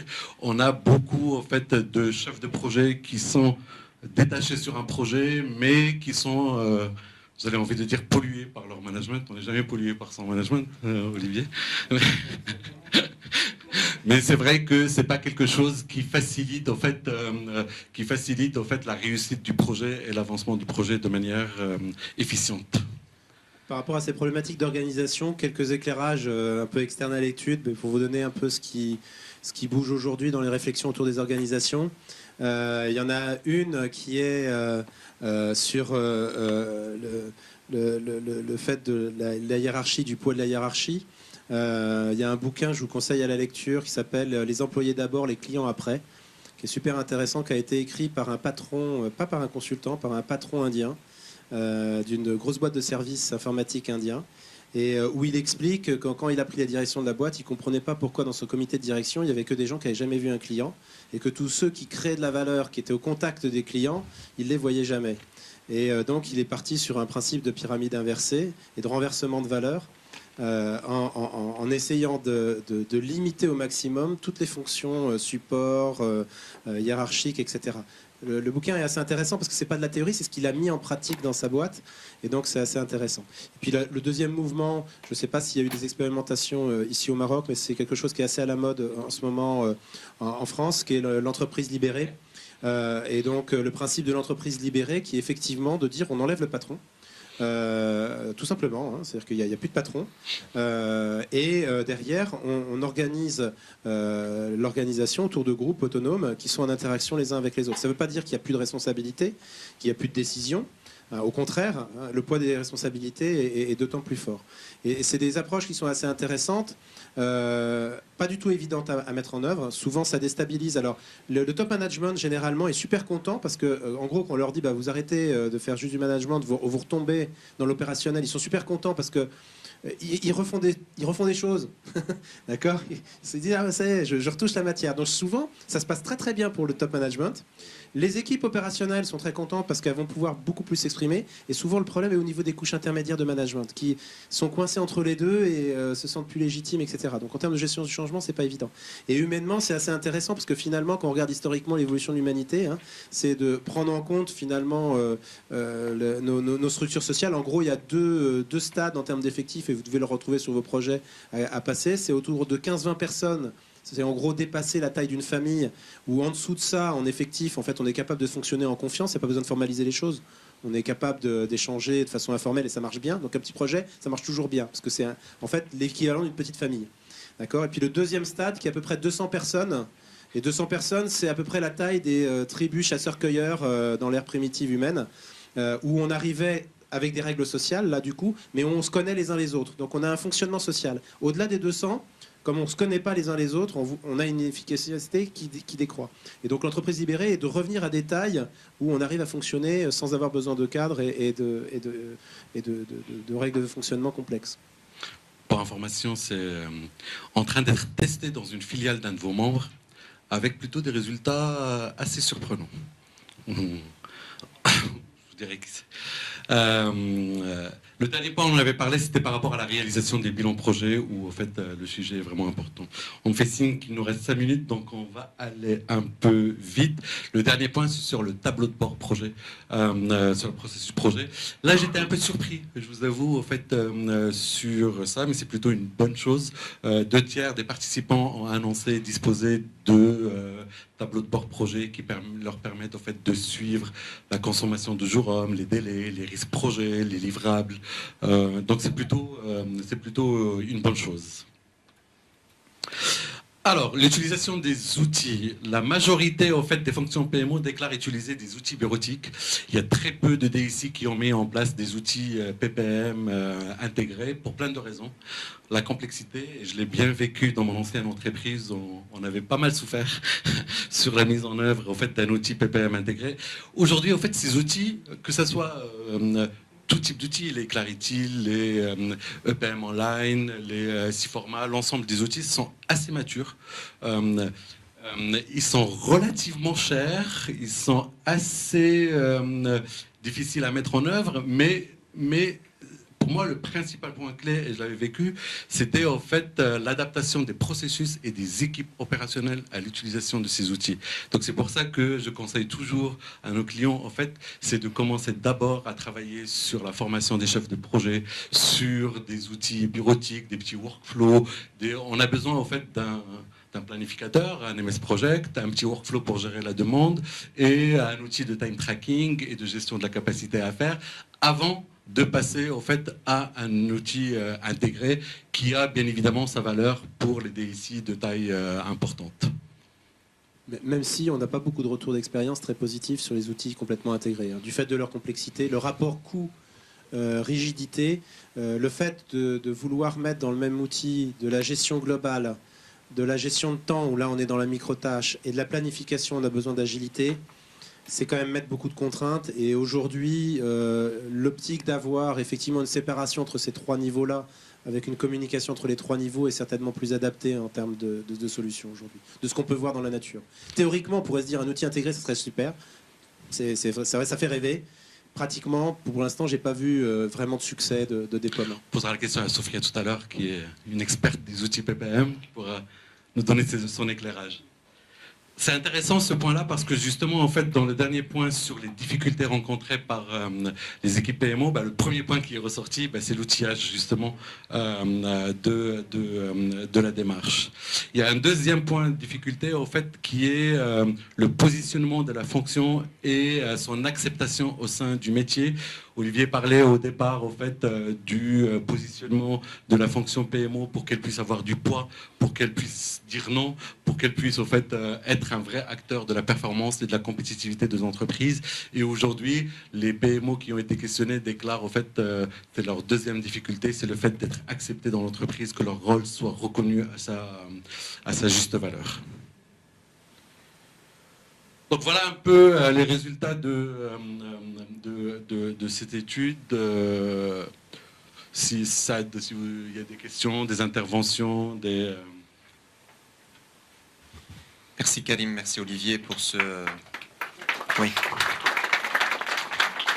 Tout à fait. Donc, on va dire pour cette présentation qui reprend la quintessence du livre blanc. Donc, c'est un avant-goût pour qu'on aille investiguer davantage et challenger le livre blanc. Mais avant ça, je tiens à remercier Hafid Shaher parce que c'est lui qui a administré donc justement ce projet de livre blanc. Hafid Shaher, je rappelle qu'il est secrétaire général de l'OSIM et aussi DSI au sein de Managim. Et j'interpelle, en fait, le bonus d'aujourd'hui, c'est que d'avoir mon étape de part qui nous fait l'honneur aujourd'hui d'être parmi nous. Donc, je rappelle pour ceux qui ne le connaissent pas, je ne sais pas, il ne doit pas y en avoir grand monde qui ne te connaît pas. Alors, mon étape de part, j'ai, on va dire, grandi à ses côtés. On s'est croisés en 2001-2002. Moi, je le connaissais avant ça. Bon, enfin, voilà, on s'est croisés. On a fait un bon chemin ensemble sur tout ce qui est audit, système d'information, certification ZISA, ces risques PMP. Il avait aussi participé à la création du PMI Maroc. Aujourd'hui, il dirige 10 Step, mais il a été à Genève sur l'UIT. Il a fait partie aussi du ministère de l'Industrie, du Commerce et de l'Économie numérique. Et puis auparavant, il a créé un certain nombre d'entreprises qui opèrent dans le monde de l'IT. Je vais l'interpeller avec cette casquette PMO parce qu'il a écrit un certain nombre d'articles dans la presse nationale et internationale sur justement un retour d'expérience sur le PMO au Maroc, dans l'administration aussi. Et voilà, quels sont les pitfalls, quelles sont les best practices pour justement monter une structure. Voilà, donc tu as une wild card. Merci Cessad pour ces mots très sympathiques. Et je ne m'attendais pas du tout d'ailleurs. Moi j'étais venu parce que le sujet m'intéressait. Et globalement, tout ce que fait l'OSIM m'intéresse. Et comme tu l'as pu le constater, j'ai souvent participé à toutes vos manifestations. La problématique du PMO, j'étais en train de dire à Si Mohamed que quand je suis arrivé au ministère en 2006, en septembre 2006, j'ai organisé une formation en interne. J'ai organisé une formation en interne pour les cadres en matière de management de projet. Alors qu'est-ce qu'on vient me dire au bout du 3e jour? Monsieur Depart, tout ce que vous nous racontez, c'est bien pour le privé. Pour l'administration, ça ne marche pas. Alors j'ai dit aux gars, patientez mon vieux, dans 4-5 ans, je pense qu'il va y avoir des évolutions. Alors bon, il s'avère qu'il y a eu quand même des évolutions, avec des succès plus ou moins évidents. On m'a demandé de parler plutôt de l'administration, où les gens ont compris qu'avec tous les développements des stratégies, il devait avoir des PMO, mais ça a été compris d'une manière totalement différente d'un ministère à l'autre, d'un instant à l'autre. Et c'est pour cela que lorsque on a l'occasion de dire aux gens, parlez un langage humain, définissez ce que vous voulez faire, parce qu'à un certain moment, comme vous le disiez tout à l'heure, ça se résumait à payer des sommes d'argent très importantes des cabinets pour faire la fonction PMO, entre guillemets, qui consistait à collecter faire les PV de réunion et tout cela. Bon, on trouvait qu'il y avait beaucoup de gâchis. Alors, ce que je peux dire actuellement, c'est qu'il y a eu plusieurs projets dans les cartons de mise en œuvre de PMO. Et il me semble que l'OSIM, le PMI Maroc en particulier, devrait faire une action particulière auprès du gouvernement pour éviter le gâchis.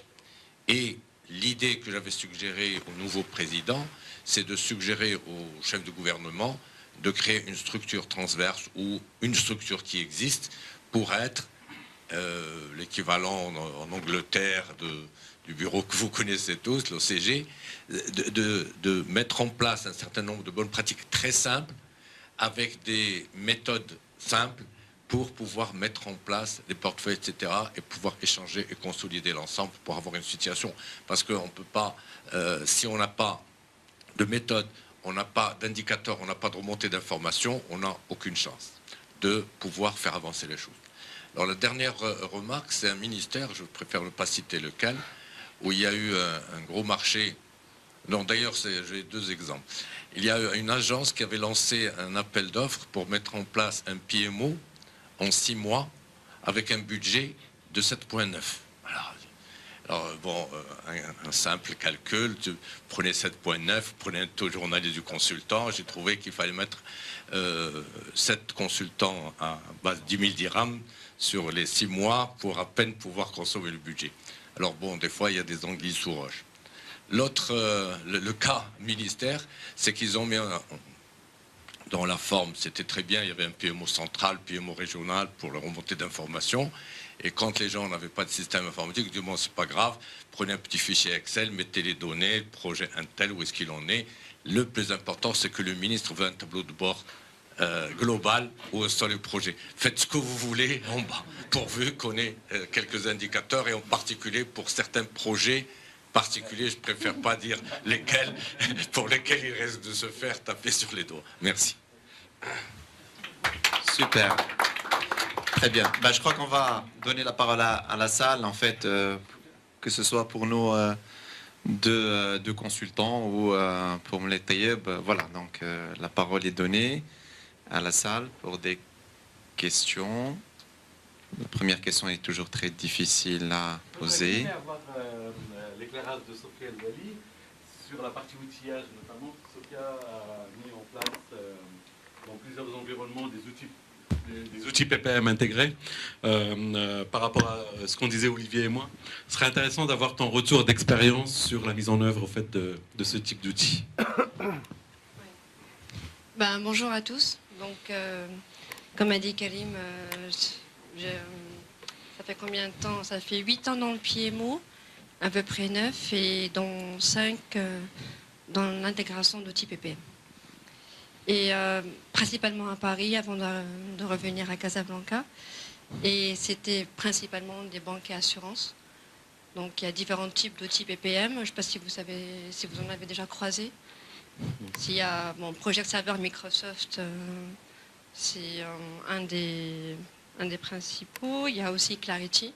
Donc Clarity, c'est plutôt banque, assurance et services. Et il y a PlanView, il y a ChangePoint. Donc chacun ses spécificités.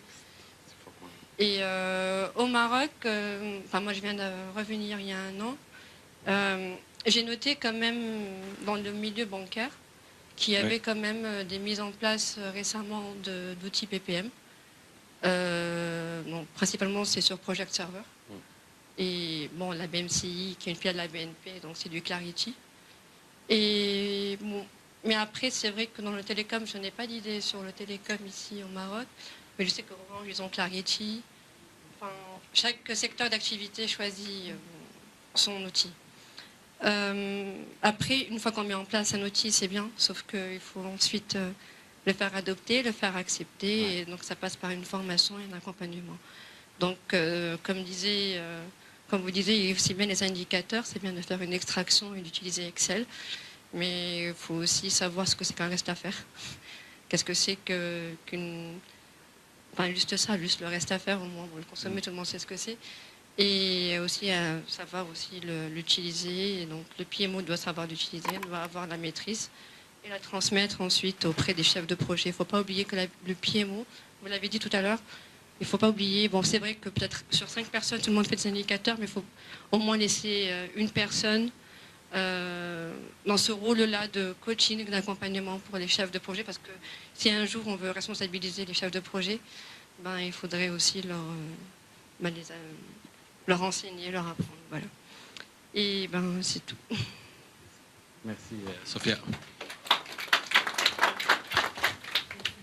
Pour l'invitation. Je remercie aussi les intervenants parce que c'était très intéressant. Donc vraiment, j'ai redécouvert le métier de PMO à travers différentes choses. Donc moi, je me présente, je suis David Nguyen. Je suis directeur projet et j'ai été PMO par le passé aussi également. J'ai eu l'occasion de mettre en place, il y a 5 ans, un PMO pour un intégrateur de services informatiques ici au Maroc. Et... je me lève. D'accord. Mettre ici. Donc j'ai eu l'occasion, la chance de mettre en place un PMO il y a 5 ans ici au Maroc, donc pour un intégrateur de services informatiques. Donc c'est un autre métier. Vous l'aviez dit tout à l'heure, c'était vraiment horizontal, le PMO dans l'entreprise. Quand on est intégrateur de services, on est un peu focalisé Donc, l'approche est différente. Ceci dit, la finalité est la même. Il faut donner au top management la visibilité. Donc, quand on vient pour mettre en place le PM, et là, je reviens par rapport à ce que vous avez dit, la problématique, elle est vraiment... le besoin est là. On veut tous avoir cette visibilité, mais après, il y a la résistance au changement, et puis les problématiques qui sont des contraintes opérationnelles. Et là, vraiment, ça a été très difficile de mettre en place cet outil. On a réussi à le faire. Maintenant, l'utiliser, c'est autre chose. Parce que vraiment, la finalité, c'est l'utilisateur. Et l'utilisateur, c'est toutes les ressources qui doivent aussi jouer le jeu. Si elles ne sont pas bien formées, elles vont se cacher derrière le fait qu'elles n'ont pas été formées. Donc, Sophia disait, il faut les former au départ. La formation facilite l'adoption du produit. Donc ça apparaît dans la gestion du changement. Bref, le PM, c'est difficile. C'est utile, mais c'est difficile à mettre en place, donc il faut que ça soit réfléchi à l'avance et surtout, je pense, faire participer l'ensemble des intervenants à la mise en œuvre de l'outil pour faciliter l'adoption. Voilà, c'est ce que je voulais partager avec vous. Merci beaucoup. Par rapport à votre remarque, ce que vous avez témoigné, en fait, et aussi ce que vous rapportiez, c'est que quand vous lancez un projet de déploiement d'approche PMO, etc., il faut y aller déjà doucement, pas vouloir faire la révolution, approche par petits pas. 2, ne pas faire les choses à l'envers, pas commencer par l'outil, parce que ça, c'est le meilleur moyen de torpiller. À la limite, commencer sans l'outil, et au bout d'un moment, les gens vont vous demander l'outil. Et là, c'est bon. Ça, Effectivement, je partage tout à fait votre avis. Bon, quand j'ai dit que j'ai mis en place ce PMO, ça a été en plusieurs étapes. Si on regarde un peu les études sur la mise en place des PMO, il y a différents steps, il y a différentes évolutions.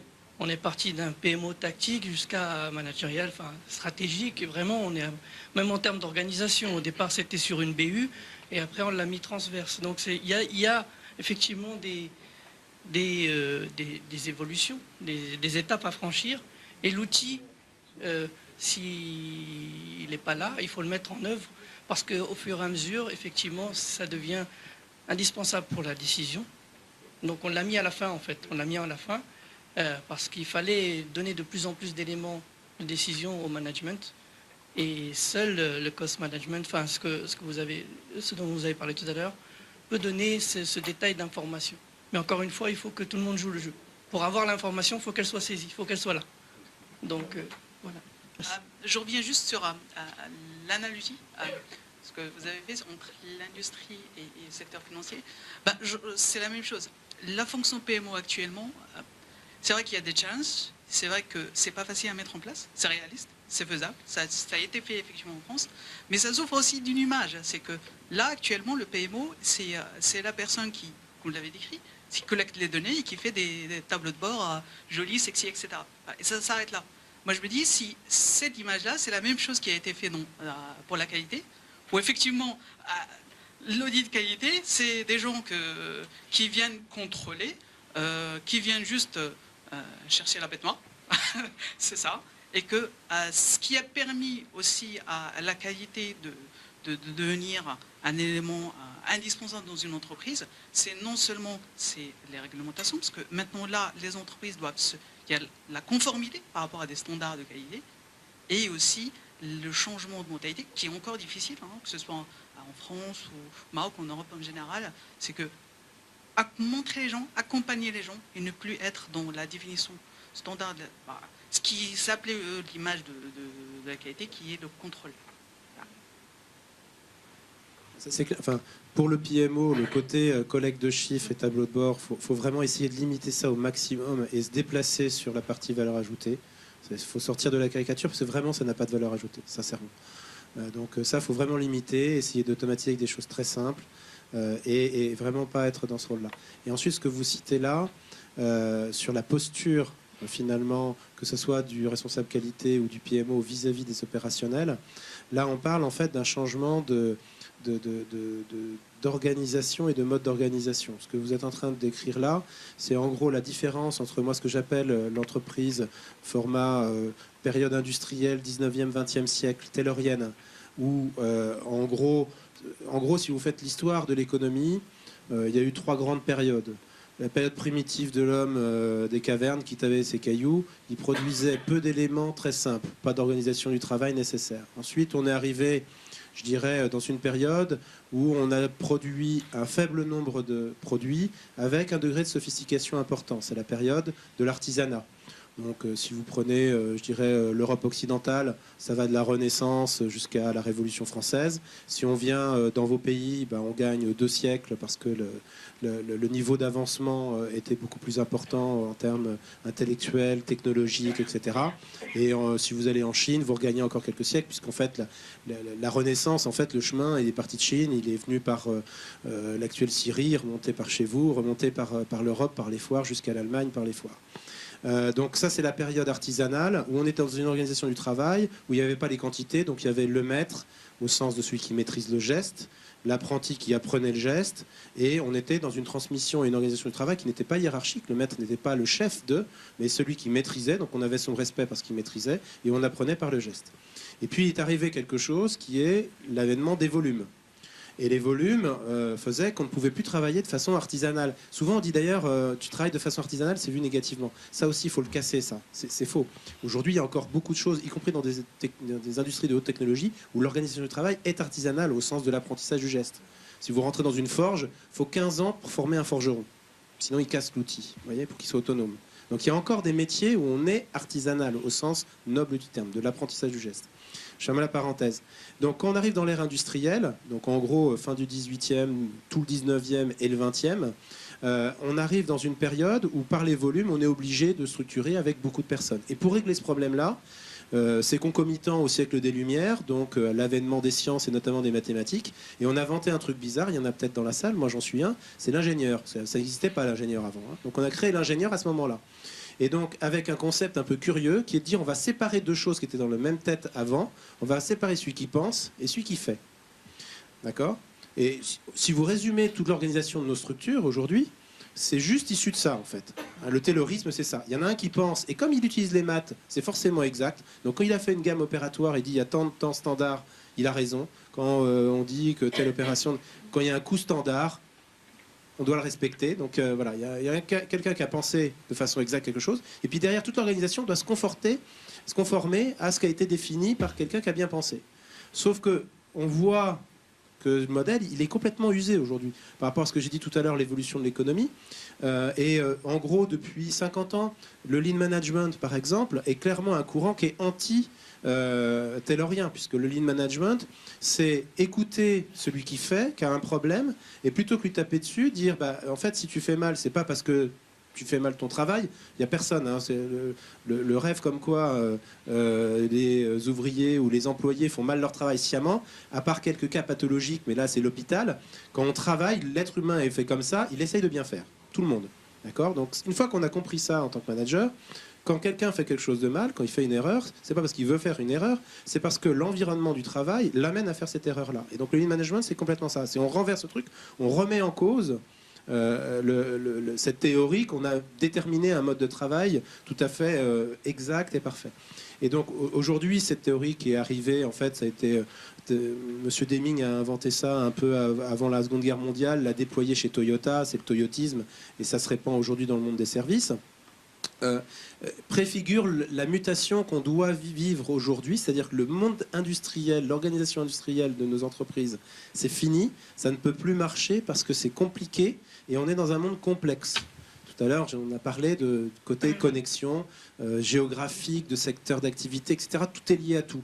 Et donc, arriver avec une organisation compliquée, donc hiérarchique, dans un monde complexe, ça ne marche plus. C'est pour ça qu'il faut qu'on trouve un nouveau modèle. Alors aujourd'hui, on n'en a pas encore trouvé. On essaye. On a parlé d'entreprises libérées. On essaye. On n'a pas trouvé le modèle. Mais il faut inventer un nouveau modèle d'organisation parce qu'effectivement, le côté je t'explique comment il faut faire, je calcule des chiffres et je ne suis pas en collaboration, ça ne peut plus fonctionner aujourd'hui. Et donc, il faut changer les paradigmes, que ce soit pour la qualité, pour le PMO, pour tout ça. Mais c'est beaucoup plus large au niveau de l'ensemble de l'entreprise, en réalité. On est en train de vivre une mutation. Et la difficulté, c'est que les nouveaux entrants sur les marchés, eux, ils sont nés dans le monde complexe, donc ils sont déjà simples dans leur organisation. Hein. Quand vous avez une start-up, ils arrivent, les jeunes, ils sont nés dans cet univers où tout bouge tout le temps, où tout est connecté à tout. Donc ils vont pas faire un truc compliqué, ils vont s'adapter à ça. Et donc la problématique pour les entreprises déjà existantes, c'est d'arriver à simplifier leur organisation, leur mode de fonctionnement. En fait, juste une suite par rapport à ce que tu dis, Olivier. Moi, je veux juste renvoyer la salle peut-être sur un événement qu'on avait déjà organisé, c'est les organisations exponentielles. Cherchez sur YouTube, vous avez un événement qu'on avait organisé fin décembre.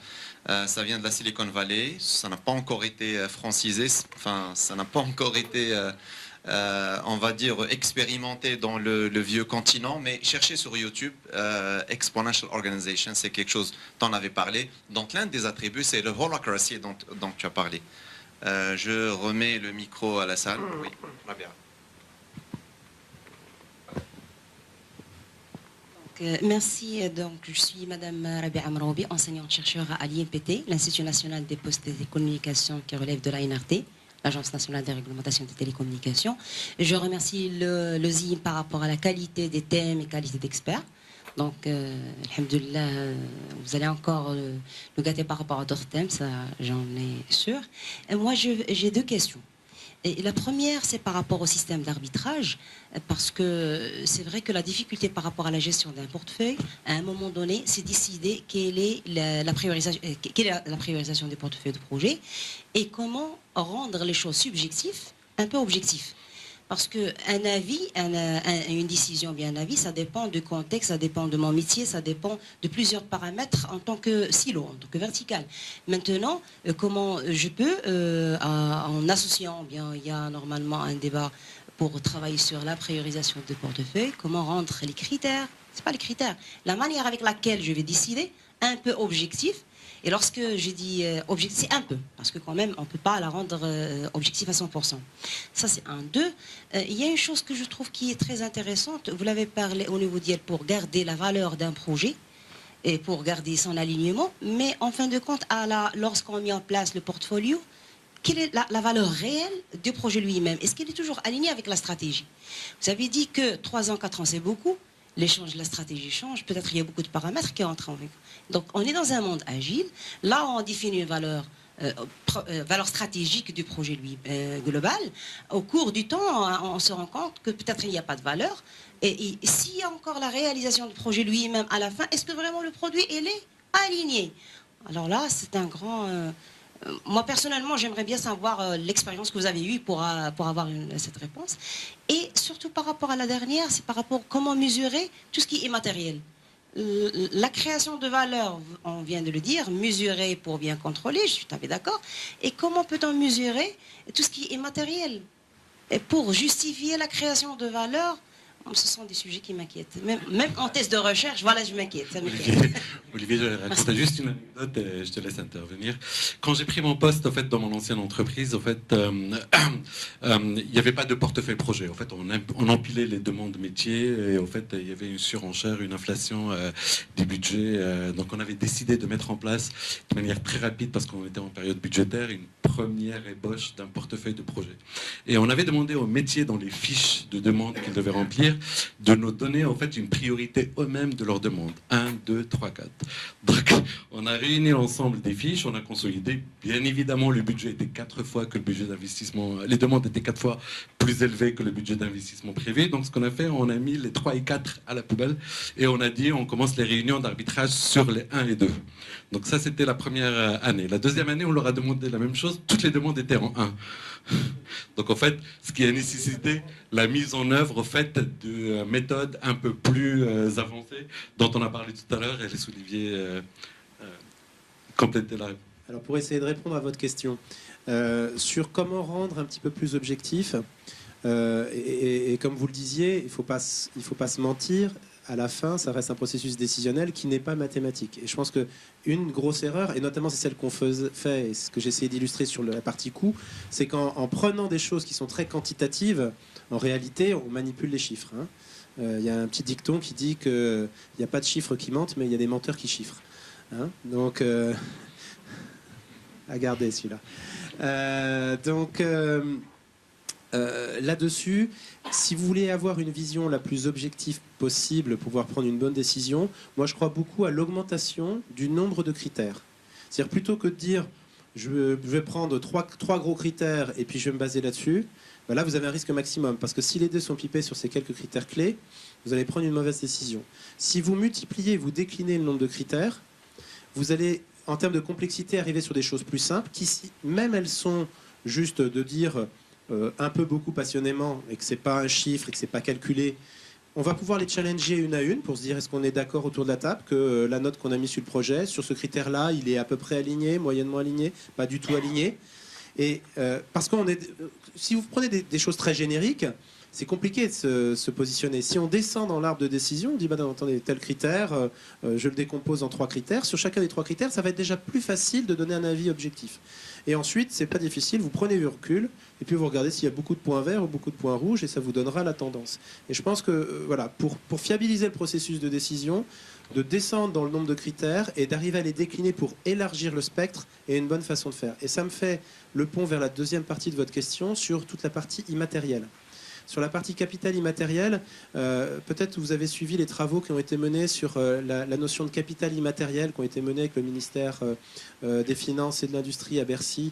Il y a un travail qui est fait depuis quelques années avec des publications qui sont assez intéressantes sur comment arriver à formaliser la notion de capital immatériel. Le document est disponible Oui, c'est un document qui est public que vous pouvez récupérer sur Internet. Et en gros, c'est de dire que dans la valorisation d'une entreprise, vous avez la valorisation financière avec l'ensemble de ses actifs que vous retrouvez dans les comptes. Ensuite, vous avez le goodwill qui vous donne la valeur marché, en gros son courant, ce qui vous donne sa valeur commerciale. Et puis il y a encore un truc en plus qui est le capital immatériel. Le capital immatériel est décliné sur 10 critères qui vont alors il y en a qui sont assez évidents. La marque, l'empreinte RSE, des choses comme ça. Puis il y en a d'autres qui sont plus subtiles. Par exemple sur la nature des clients ou sur l'actionnariat.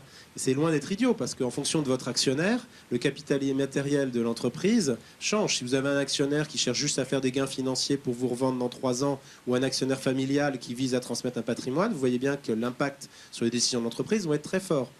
De même que si vos clients, je fais 1 million de chiffre d'affaires, avec des clients que tous les ans je suis obligé de reconquérir, où je fais 1 million de chiffre d'affaires avec 2 tiers des clients qui tous les ans vous rachètent des choses.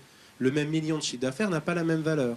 Donc dans ce document, il y a décliné sur ces 10 axes. Vous retrouvez aussi les compétences des collaborateurs dedans, vous retrouvez la marque, vous retrouvez le système d'information qui est un des axes du capital immatériel, c'est-à-dire le fait d'investir dans votre système d'information contribue à la valorisation de l'entreprise. Donc il y a 10 critères comme ça. Et dedans, ce qui est intéressant, c'est qu'il y a eu des travaux qui essayent de formaliser des méthodes d'évaluation relativement quantitatives qui permettent de mettre une valeur en euros derrière chacun des grands axes. Et donc ça permet d'avancer dans le fait de pouvoir, de valoriser ça, d'éviter de passer à côté de ça. Hein. Aujourd'hui, je le disais, typiquement l'investissement dans les compétences des collaborateurs, c'est un truc essentiel. C'est nulle part dans les comptes, ce truc-là. Il n'y a qu'au Japon où leur système comptable est hyper intéressant. Quand vous virez quelqu'un, c'est comme si vous jetez une machine à la poubelle, ça enlève de l'actif. Et ça, c'est un truc, moi je trouve ça génial. Et je trouve qu'aujourd'hui, une vision moderne, j'en ai discuté avec des... Bon, ça n'a pas l'air de prendre, quoi. Mais pour moi, ce serait vraiment, voilà, en termes de vision financière, d'autant plus dans les... Mais, aujourd'hui, même dans l'industrie, aujourd'hui, on a un déplacement de la structure de coût. La partie matérielle de ce que vous achetez, rien du tout. Le coût d'une voiture, la partie matérielle, c'est 20-25%. Tout le reste, c'est de l'immatériel. D'accord ? Dans une voiture. Alors, je ne vous parle pas dans la banque et l'assurance. On est à 100% d'immatériel. Donc aujourd'hui, on est dans une société où la valeur est ailleurs et dans les compétences. Et donc le fait de pouvoir le compter comme ça peut être intéressant. Donc voilà, c'est un début de réponse. Donc il y a des travaux universitaires qui sont menés sur ces choses-là et qui peuvent être relativement simplement déclinés dans l'entreprise pour alimenter les démarches de PMO, pour pouvoir valoriser. Et donc dans le bouquin qu'on avait écrit à l'époque, on reprend ces travaux-là et on propose quelques grilles de valorisation de critères simples, plus simplifiés que ce qu'il y a dans le référentiel de capital immatériel, pour alimenter le criblage des projets.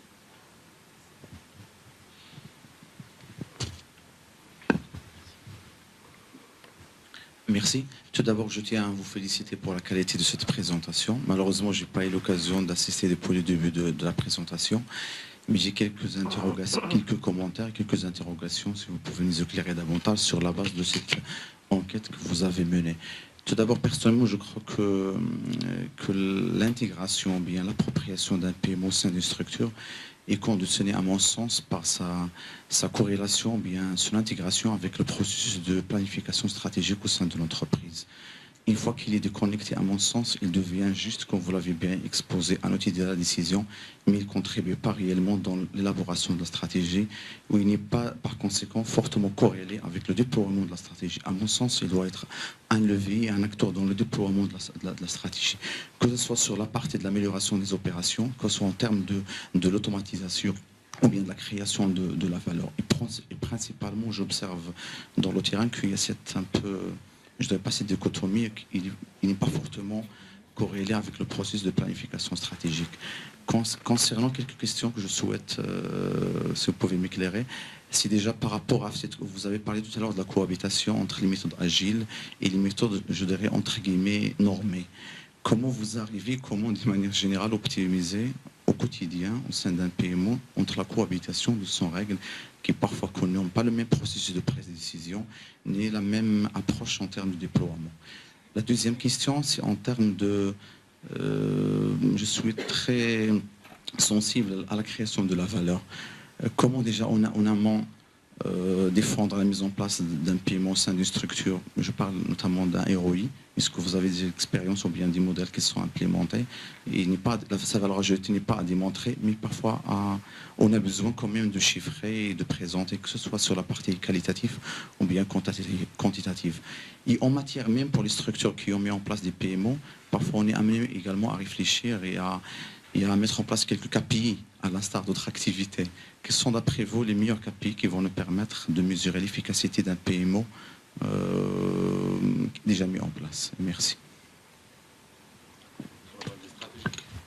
Alors, sur la partie stratégique, effectivement, au début de l'exposé, ce qu'on disait, pour nous, le PMO doit être rattaché effectivement le plus haut possible, le plus près du dirigeant, si on ne veut pas le cantonner à du simple reporting et du coloriage.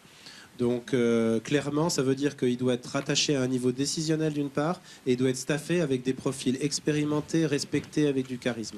Parce que c'est un organe de décision, et donc on doit mettre des gens qui sont capables, plus compliqué que de prendre des décisions, de faire prendre des décisions. Donc c'est encore plus compliqué dans une organisation.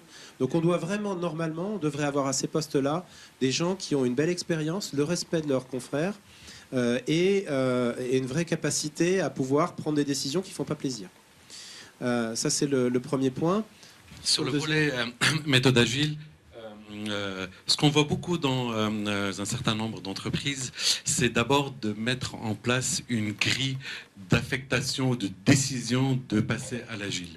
Comme l'avait dit Olivier tout à l'heure, tous les projets ne sont pas éligibles à des méthodes agiles. Si vous n'avez pas un métier, un product owner qui est extrêmement présent et qui a la capacité de prendre des décisions, j'allais dire au quotidien, il ne faut pas lancer ce projet en mode agile. Donc la première chose, en fait, c'est de s'assurer, et d'ailleurs, certaines entreprises le font au moment de la constitution du portefeuille projet ou dans la fiche de demande métier, ils posent un certain nombre de questions sur la disponibilité du product owner, sur la durée du projet, sur les possibilités d'intégration continue, sur des choses comme ça qui sont très importantes pour l'agile. Et en fonction de ça, on décide au moment de la construction de projet si ce projet-là va faire l'objet d'un processus classique en V ou en mode agile. Après, pour pouvoir suivre et piloter ces projets-là, ce qu'on voit aussi, c'est que certains de nos clients formalisent, entre parenthèses, un processus projet agile, ce qui peut paraître un peu contradictoire avec la démarche, avec le mode itératif et les sprints, mais pour pouvoir piloter et suivre l'ensemble des projets, on formalise une sorte de processus projet agile avec à peu près les mêmes phases, après-études, des choses comme ça, où on intègre les différents sprints d'un projet agile dedans. Et pour faire le lien avec la dernière partie de votre question, notamment sur l'analyse de la valeur, création de valeur, etc. Alors déjà, entre ces deux univers, entre le mode séquentiel classique projet Et puis la méthode agile, il y a aussi toute la déclinaison, c'est-à-dire qu'entre blanc et noir, il y a aussi gris. Il ne faut pas se priver aussi de faire gris. Notamment, ça peut être intéressant pour vous d'expérimenter sur certains projets où il y a notamment une problématique de création de valeur, de transposer des approches qui sont courantes dans l'industrie, qu'on appelle le design to cost, à des projets informatiques. On est dans un mode intermédiaire, c'est-à-dire qu'on respecte encore les grandes phases, sauf qu'on embarque tous les acteurs dès l'amont du projet et on se permet de changer le besoin au fur et à mesure de l'avancement du projet par ces méthodes d'analyse de la valeur. Donc c'est un mélange de classique, au sens où on respecte les jalons parce qu'on est sur des gros projets, et d'agile au sens où on a des boucles itératives sur les différents sujets, où on va challenger à chaque fois le besoin, donc la valeur, la solution et l'équilibre coût-délai. Et on va avoir une convergence petit à petit orientée par le coût. Et ça, c'est des techniques qui sont déployées depuis les années 80 dans l'industrie et qu'on déploie dans l'univers des systèmes d'information depuis une dizaine d'années. J'avais écrit un bouquin en 2004 qui s'appelait « L'informatique, une usine comme une autre », où je développais effectivement la transposition de ces approches industrielles. J'ai eu un parcours, j'ai commencé dans l'IT et puis ensuite j'ai baigné beaucoup dans l'industrie. Et donc la transposition fonctionne très très bien. J'ai eu l'occasion de l'expérimenter en tant qu'opérationnel après, puis maintenant en tant que consultant. Et donc ça vous donne un intermédiaire. Et ça permet d'introduire ces notions de création de valeur, non seulement au démarrage, mais aussi au fil du projet, parce qu'on revient sur ce qu'on disait tout à l'heure, quand vous avez des gros projets, il ne s'agit pas simplement d'avoir eu au début le go et de se dire, bah voilà, c'est bon, on peut y aller. Aujourd'hui, vous êtes obligé, au fur et à mesure de l'avancement d'un projet, de le réorienter pour qu'il délivre la meilleure valeur possible en fonction de ce qui va se passer pendant la durée d'exécution. C'est moins confortable, mais c'est la réalité de l'univers dans lequel on évolue. Alors au tout début, je tiens à vous féliciter pour la qualité de cette présentation. Alors je me présente, Omar Fileri, je suis le Practice Manager des activités IT Monitoring, Cloud DevOps chez Capgemini Maroc. Et aujourd'hui, dans notre socle, nous avons deux directions des opérations. Une direction des opérations Infrastructure Services et Application Services. Et je fais partie de la partie Infrastructure Services. Et l'idée est d'implémenter le PMO dans une structure où nous sommes plus dans le service management que dans la gestion de projet. Alors du coup, on est confronté aujourd'hui à des sujets cloud et DevOps qui sont en mode build et aussi en mode run. Alors le fait de matcher les deux, c'est un peu, on va dire, contraignant par rapport à des gens qui gèrent des services et des contrats étalés sur 5 ans ou 10 ans. Alors quel est votre avis sur le sujet? Et je vous laisse la parole pour répondre à ma question. Je laisse la parole.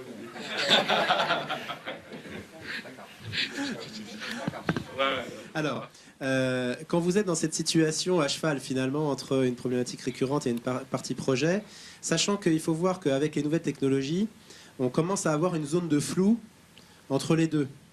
Ça devient très compliqué. Jusqu'à présent, c'était simple. Ça aussi, ça devient complexe.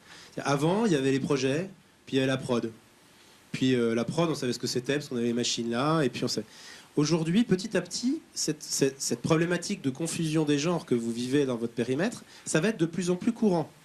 C'est-à-dire le côté, je pars de la feuille blanche, je fais un beau projet, puis un jour je mets en production. On va basculer petit à petit où le mélange entre la partie projet, la partie production, la partie exploitation fonctionnelle, tout ça va être mélangé.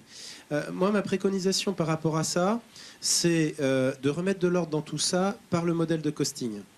C'est-à-dire que pour refaire le tri et pouvoir prendre vos décisions quand vous avez dans vos équipes des gens qui sont sur du récurrent, d'autres qui sont sur du mode projet, etc., pour pouvoir permettre de reprendre des décisions, ce qui va être important, c'est d'être capable de reconstruire le modèle économique qui permet de réconcilier. De tout à l'heure, Karim disait dans l'étude qu'il y avait encore beaucoup de confusion entre run et build, etc., dans la vision économique des budgets. Il faut arriver à avoir un modèle de costing qui soit suffisamment fin pour pouvoir retrouver par nature d'activité opérationnelle qui fait quoi, sur quelle nature de service ça va délivrer à la fin, et à partir de ça, par ces structurations, par un modèle dit par Activity Based Costing, par ABC, donc avec 3 niveaux, ressources, activités, services. Le fait de bien décomposer vos activités et de les affecter sur les bons services vont vous permettre de prendre les bonnes décisions de priorisation en prenant l'angle service. Parce qu'en fait, votre PMO, vous allez le jouer au niveau du service.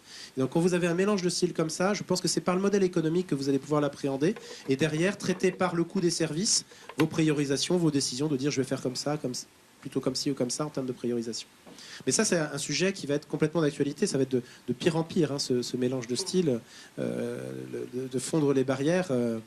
J'ai eu le cas récemment, on a travaillé sur un projet d'optimisation de coûts d'une grosse TMA pour un acteur français sur un gros système de gestion clientèle. Donc on était parti au début pour discuter avec les personnes qui faisaient la TMA fonctionnelle pour essayer de gagner 20 ou 30% sur le coût de la TMA. Et le résultat du projet, c'est qu'on a basculé d'une application client-serveur à une application cloud opérée par l'éditeur. Donc on a changé l'infra, la version du soft, le pilotage, tout a été modifié. Par le modèle économique, on arrivait à cette conclusion-là. Donc ces bascules-là, et le tout est dans tout est connecté à tout, va falloir s'y faire. Et pour appréhender cette complexité-là, du coup, il faut avoir un bon modèle de costing pour s'y retrouver et pas faire de bêtises. Merci encore une fois d'avoir répondu présent à ce rendez-vous de l'OSIM. Merci à Olivier, à Karim. Super. Alors sachez que vous allez recevoir donc un attachment pour aller télécharger le livre blanc. Première chose. Deuxième chose, donc la captation vidéo sera sur YouTube dans 1 à 2 semaines. Hein. C'est ça, donc on vous enverra l'attachment aussi pour si vous voulez revoir. Sachez que vous êtes les heureux 60 personnes qui ont pu assister à ce rendez-vous, sachant qu'il y avait 120, 130 demandes de participation, ce qu'on peut peut-être on peut s'engager à refaire ce même event avec Karim ou avec Olivier s'il est là au Maroc. Voilà, donc dans quelques semaines ou quelques mois. Pour terminer, on va se faire une photo de famille qui va sortir dans un article sur Aussie News du prochain trimestre. Et puis nous vous invitons aussi à un cocktail dînatoire. Merci. Merci.